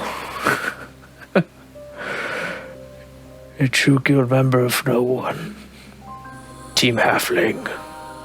you see 3 of them right now having cues on them. And as he sets them one by one on the side of the ship, lighting each one from the first, he sets them and he says, To Quinn and Quay. And then he sets in the middle of them all one marked with a BF. Bridalia Foil. Any one of those boys would have made a wonderful husband. They were all so wonderful. It's a shame that none of them would be able to spend the rest of their lives with you. Pulling another candle, he sets it on the side. Shinigalo, you were a dear friend. A little off, but always there when we needed you. He kind of sets it on the side. He pulls two now. This one you see kind of in this knotted fashion. And as he sets them there, Tara and Taklo Mielin, you two so often were the glue that held this guild together. Your bond that you shared between you was unbreakable. You two loved each other like you loved life itself. I am proud to have called you my guild member. And even more than that, my dearest friends. he pulls out two of them. These two kind of bound at the middle, and hands them to you, Ellanya. Silkvartan and Pequil Remeren, not blood brothers, but brothers in bond. You two taught us that it was not blood that defined who we were to each other, but acts of service and kindness. You two showed us what we could be to one another. For that I thank you. And as he pulls out the last candle and hands it to you, with a big RF on it. Rabath Fink, you were crazy to the end. That's right. But you defended the guild with your life. With everything you had. And as he kind of takes a step back, you see him take out two more candles. These ones unmarked with any kind of insignia. And he hands one to you, Ellanya, and lights one himself. And he takes the candle and he sets it not on the railing, but kind of on the ground of the ship itself. To Relic, one of the few remaining members who remember each one of you. Lower than the rest, for you all gave your lives in defense of this city and of the people of it. I hope to one day join you in a place as high as you are now held. Thank you for all that you gave, and I pray you are proud for what we will give. And he bows his head. I will light my candle, and I will kneel and put it down from Ellanya Amditho, one of the other last remaining guild members. I'm sorry I was not there. I'm sorry I cannot say goodbye. And I'm going to start shaking a little bit, and I'm going to look up to the night sky, and I'm going to say, Drata, if you can hear me, I want you to know, Legra the Dundon. When we both fell into the fracture, you said stay. What did you mean? Stay what? Stay hopeful? Because I have done that, Drada. I have. And here's the problem. When you're filled with nothing but hope, and you're not run with nothing but disappointment, your heart fractures, just like the ones in Edranis. And my heart can't bear this anymore. I have spent so many years searching for you, months in each level, to never find you. No sign, nothing. I will still continue to look for you. I will, until I find a sign. But just in case you're gone, take this light. It's okay. And walk through the veil. And someday, I will see you there. And once you get there, find no one. Because they know who you are. I've spoken of you so much, Drada. And when you do, I will finally someday see all of my family together, because that's all I ever wanted. I just wanted you to find you and have a family finally. So take this and know that my heart is at peace if you are gone. Just give me a sign, something, to let me know so I'm not wandering in the dark. Le Gras de Dondon. And I'm gonna set the candle, I'm gonna tilt the candle and put some wax on the board and put the candle in and pull out the sketch frame that I've made and pull out the one of all of the no one with Ellanya and Relic and all of the guild members laughing around a table, and I'm gonna set it in the middle. This is what they look like if you need a guide. And Ellanya is crying at this point. As Relic looks to you and he sees that you are crying, he looks down at the drawing and you see it's at this point also looking at all of the guild members that he once knew. And you just see tears now flooding from his eyes as well. And you see him still kneeling, kind of reach out an arm and just kind of like throw it around your shoulder and just kind of lean his head against yours. And you get the sense that this is as much for his comfort as yours, as he reaches out in the same pained remembrance of everyone, trying to compose himself best as he can. And you just see him looking at all of the candles and looking at the painting or looking at the drawing and just kind of chuckling to himself in sad but joyous remembrance of all of the people who he spent a very long time with, who he fought with, who he almost died with, and remembering everything he shared with them. And he bows his head. After about a moment of silence, Ellanya's gonna grab Relic's hand and pull him into a little hug. And she's gonna squeeze his neck super hard and she's gonna say, "All hope is not lost. We may have lost our home and the beacon of what we've created, but it's not gone. If there's one thing you've taught me, Relic, is to always have hope, even when you found me in the darkest parts of the world. You've become my Sla Drada, meaning the Soul Father, and I want you to appreciate that, because when I was told no one was gone, my first fear was I lost you. And it made me realize how grateful I should be for the ones who've taken me in instead of chasing after the past for so long. So thank you. And Le Gras de Dondon, Relic." At you saying this, he wraps his arms around you and just brings you into a hug. And he just holds you close for several moments. And you feel him kind of shaking a little bit. Every moment that you were down there, I feared that you had died. I cannot tell you how many times I wanted to just jump in that elevator, run down, and see if I could find you somewhere deep in that 8th level. But Valia told me that you were fine. She told me over and over again not to worry and that she had you. But I could not help myself. But, my little green leaf, I am glad to have you back. I know that I've lost much since the guild has fallen. But amongst all of them, I'm glad more than the rest that you are still here with me. I will do my best to keep you safe from the dangers of the world that I was not able to keep the rest from.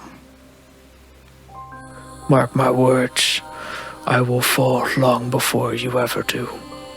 And he just continues to embrace you. Aww. And I'm gonna just to make the moment better, like, less tense, I'm gonna lean in and be like, "You'll have to rock, paper, scissors me for that."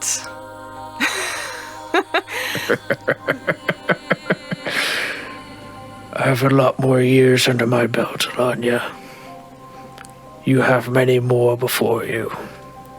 And it's interesting. In this moment, looking out, you see all of the candles lit, their lights kind of flickering against the background of the endless starry abyss that is the night sky. And you swear almost for a moment that you can see the visages of each person kind of reflected in the candles as they flicker by. You almost see figures dancing between each other. And you almost hear just the general chatter of each other talking to one another and laughing.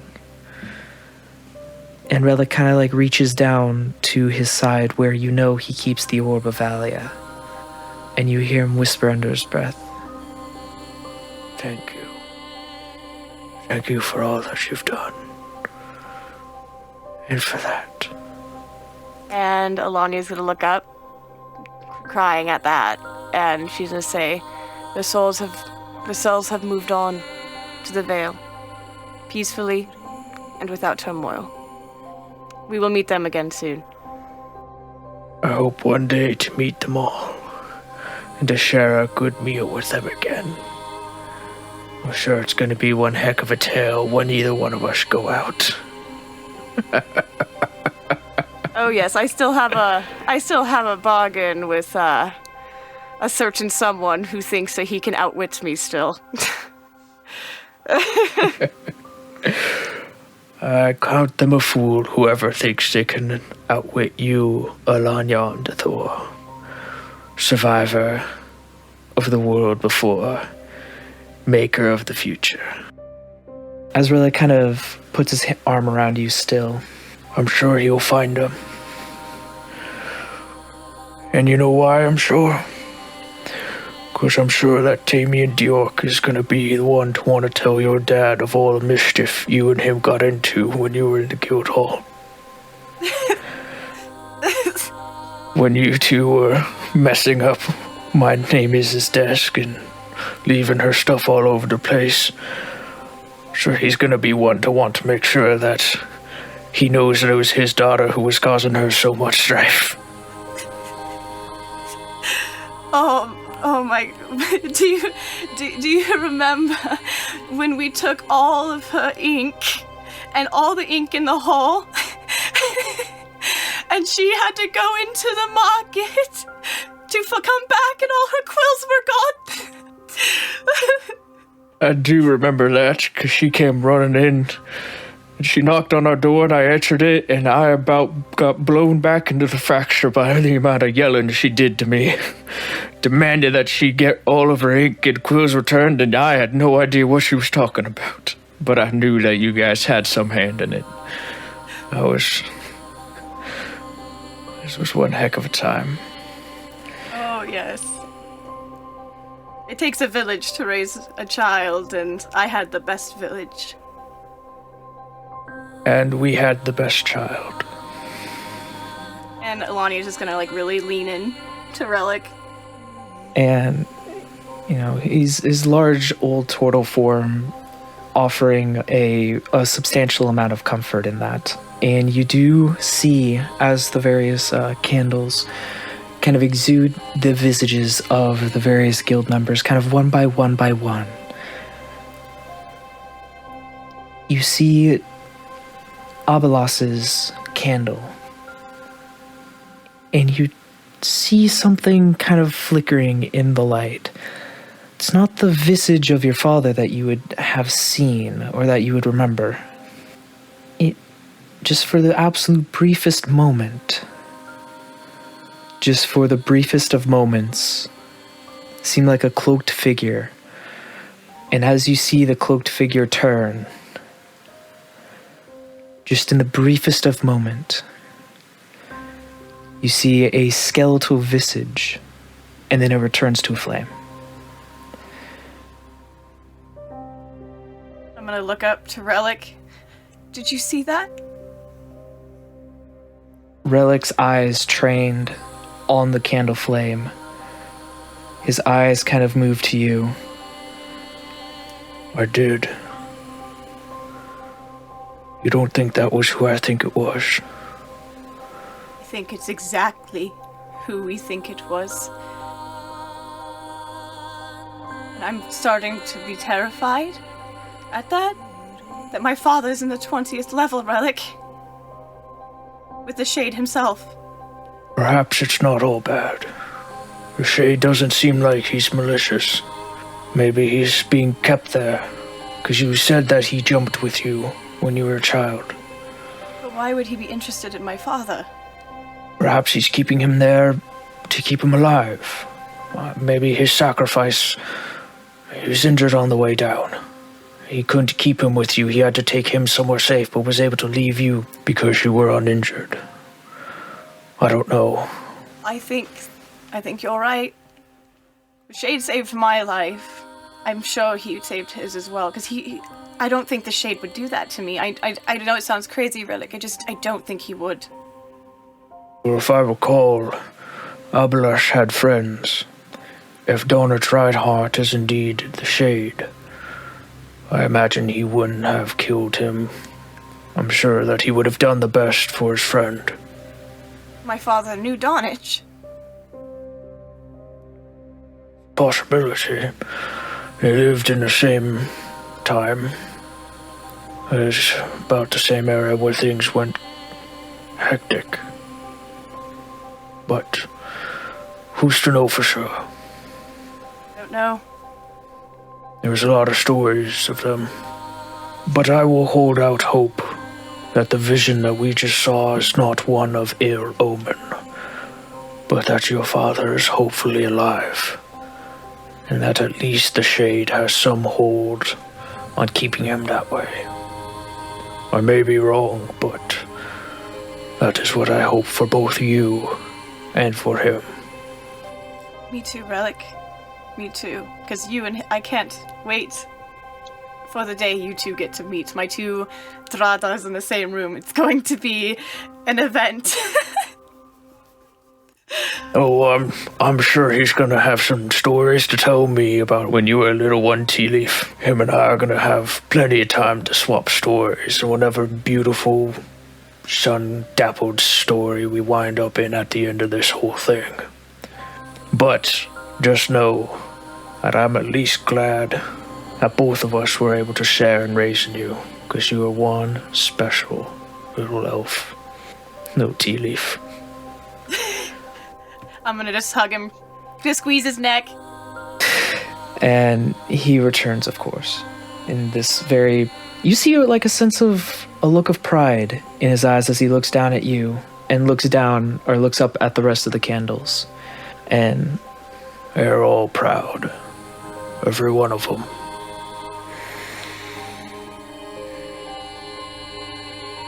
Can I turn and nod at the visages?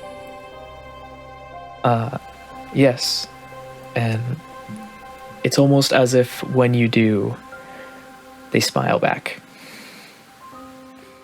This gives me hope. This right here. Me too. Me too. I'm gonna give him the other half of the picture. I was gonna pull it out of the frame because the frame is pointless now, but I'm gonna give him the other piece. He holds it in his hands. And you see him just kind of like hold it to his chest. And embrace it. That's so cute. Aw. And in solemn remembrance, the night wears on. The candles continue to burn. And in this quiet vigil, you both keep through the night till the very last of the wicks are exhausted. The dawn sun comes, and Relic looks to you again and just gives you another hug. Oh, I give him one back for sure. You having been the one semblance of life as he once knew it, that is still by his side, and that he very much still cares more than life itself about. And I would say the same for Ellanya, for sure. Like, she's like, this is like all I got that I trust. Like, no offense to my party, I just met them like 2 days ago. So I've known Relic since I was 12. You've got to have known us longer than a week by now. No, it's been like 2 days. Really? Yeah, no, it's only been about 3 days. Yeah, that's in my notes, yeah. I've rested one night. It's only been 3 days since we fought the Grawl. Yeah, that's what I'm saying. Time in game is very different than time out of game. It's been 6 months out of game, but 3 days. Suddenly, Ghastgar collapses out of the brief moment of heaviness. And with that, the dawn sun rises. All of you begin to wake. I was just going to say, as Relic and Ellanya turn around to look at the dawn sun, they notice Kruz snoring, leaning up against the wall after cleaning up all the glass all night. I have a passive perception of 17. I would have seen you. I was sleeping. You were snoring, sir, because you're a snorer for sure. 10 out of 10. Yes. Oh my god, that was so awesome. All right, we're good. That was so sweet. I'm trying to be all cool and not emotional. Ugh. With the vigil having been completed, the rest of you wake up to a fresh morning sun. Vall, you and your sellswords awake and begin to stretch, and naturally them waiting to be told what to do before actually getting to work because they want to milk the morning for as long as they can. Normally, Huum would be included in this. However, these quarters are cramped. Yes. So he's going to excuse himself, abscond with the box before they get into any more trouble with it. Okay. Please roll a sleight of hand. Oh boy, sleight of hand will stand in the room. Not great. 19. 19. 19 is high enough to be able to open the porthole door and slowly bring in the string that they used to tie around the box to throw it out the window, clap it in the door to make sure if anyone checked the room, they wouldn't be able to find it. Rolling it back in, you're able to grab it and abscond with it perfectly. These people are designed and well-trained in hiding things in places and ways that people would not initially suspect. If you were going to tell me to look for it, I was going straight out of the porthole. No questions asked. See, exactly, yes. No, it was out there, Vall. You saw them put it out there because you were on the inside. But absconding with it out the door, does anyone else, Parker or Ghastgar, do either one of you wake as well? I imagine I wake simply to go do the job of captaining and piloting the ship. Okay. Ghastgar, as you are making your way out, Vall, have you stowed the box or have you just awoken and taken it and are just holding it on the outside? I've stowed it because I'm going topside to get a read of the daily weather. Okay. Make sure we're not going to go fly into a storm and crash and burn. Perfect. Parker, have you woken up as well? Parker's awoken, yes. Okay. Making your way out your door, you definitely see Vall begin to make his way upstairs.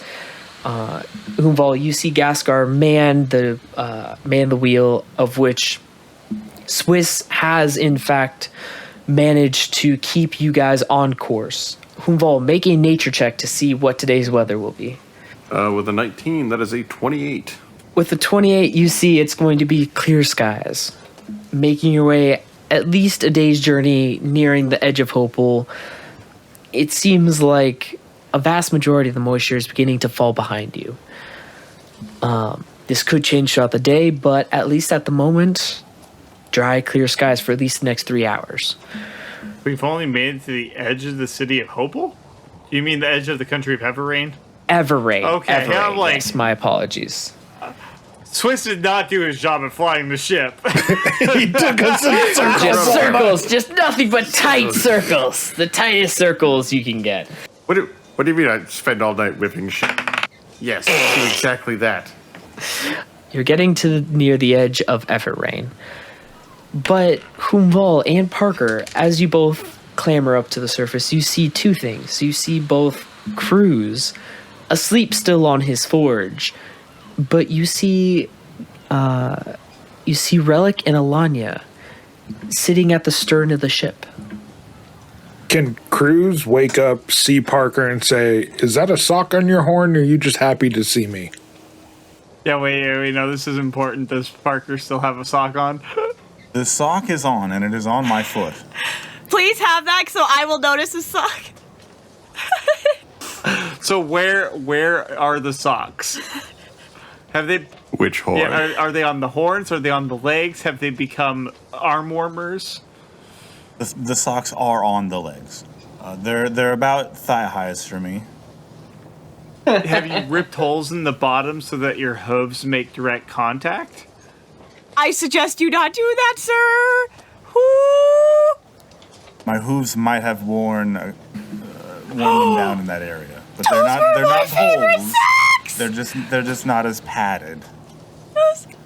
I was just hoping to get a visual in my head of Parker walking out on the nice, smooth deck in socks, sliding around. Have you never cut one stitch in a knit? It all comes apart. Yep. It's definitely showing some fray. No! Oh, most certainly.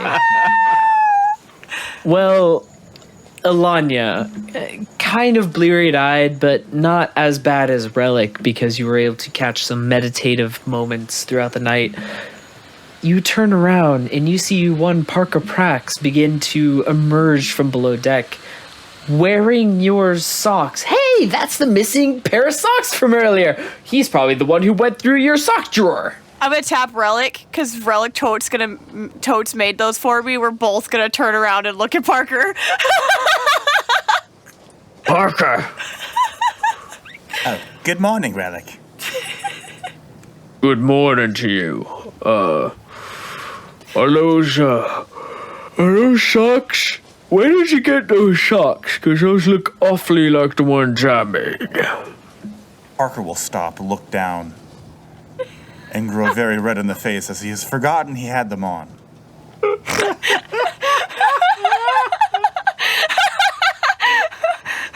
I was going to say something. Socks, I don't know what you're talking about. You're not very sneaky. You left my drawer open. What, your drawer open? Yes, he went in my room and took my socks for whatever reason. I don't imagine his feet need warming. Does Relic have a pair of socks that look identical? Oh my god, yes, please! Relic has bought some matching socks for Christmas. You know what? Yes, he does. He has matching socks. But looking down and seeing that his feet being much thicker than Ellanya's, they are very much different. And as Relic looks at you, Parker, If you wanted new socks, I could have just made you some. You just needed to ask. Frankly, I've never worn socks before. I've never needed to have. But why did you need my socks? Those were my favorite pair. They go way up above the knees. They're so good to keep warm. Why did you take them? They're ruined, Parker! Oh God, no, they're lovely. They're so warm. I know they're lovely. They're mine. Ghastgar said I needed a sock, so I grabbed a sock. Ghastgar, why did he need socks? I told him to do the international sign of we need privacy in a room by putting a sock on a doorknob to let me know which room was his and so we can have a conversation. Wait a second. You don't wear socks either. Right. Why would you tell him to put socks on a door when you know that he doesn't wear socks either? I just thought everybody had the doorknob sock. The emergency doorknob sock? I understand. I make those at a premium. I sell them at my local farmer's market. They say do not disturb on them. Yeah, that's what I was envisioning, is that somebody had a do not disturb doorknob sock. Oh yeah, but unfortunately Parker just grabbed a pair of Ellanyas instead. And now they're destroyed forever. I'm sorry, Ellanya. Parker, I expected you to be prepared. They do look strangely sexy, though. I cannot put my finger on it. Oh my god! And that is where we should end the episode. We will end today's episode. You all right now are traveling yourselves to Morin. We have a direction. You all have a goal in mind. I'm very curious to see how this is going to all wind up working out, hopefully in the end. You could say we're all a little curious. Thank you all for listening, and remember, never stop telling stories. Not even once.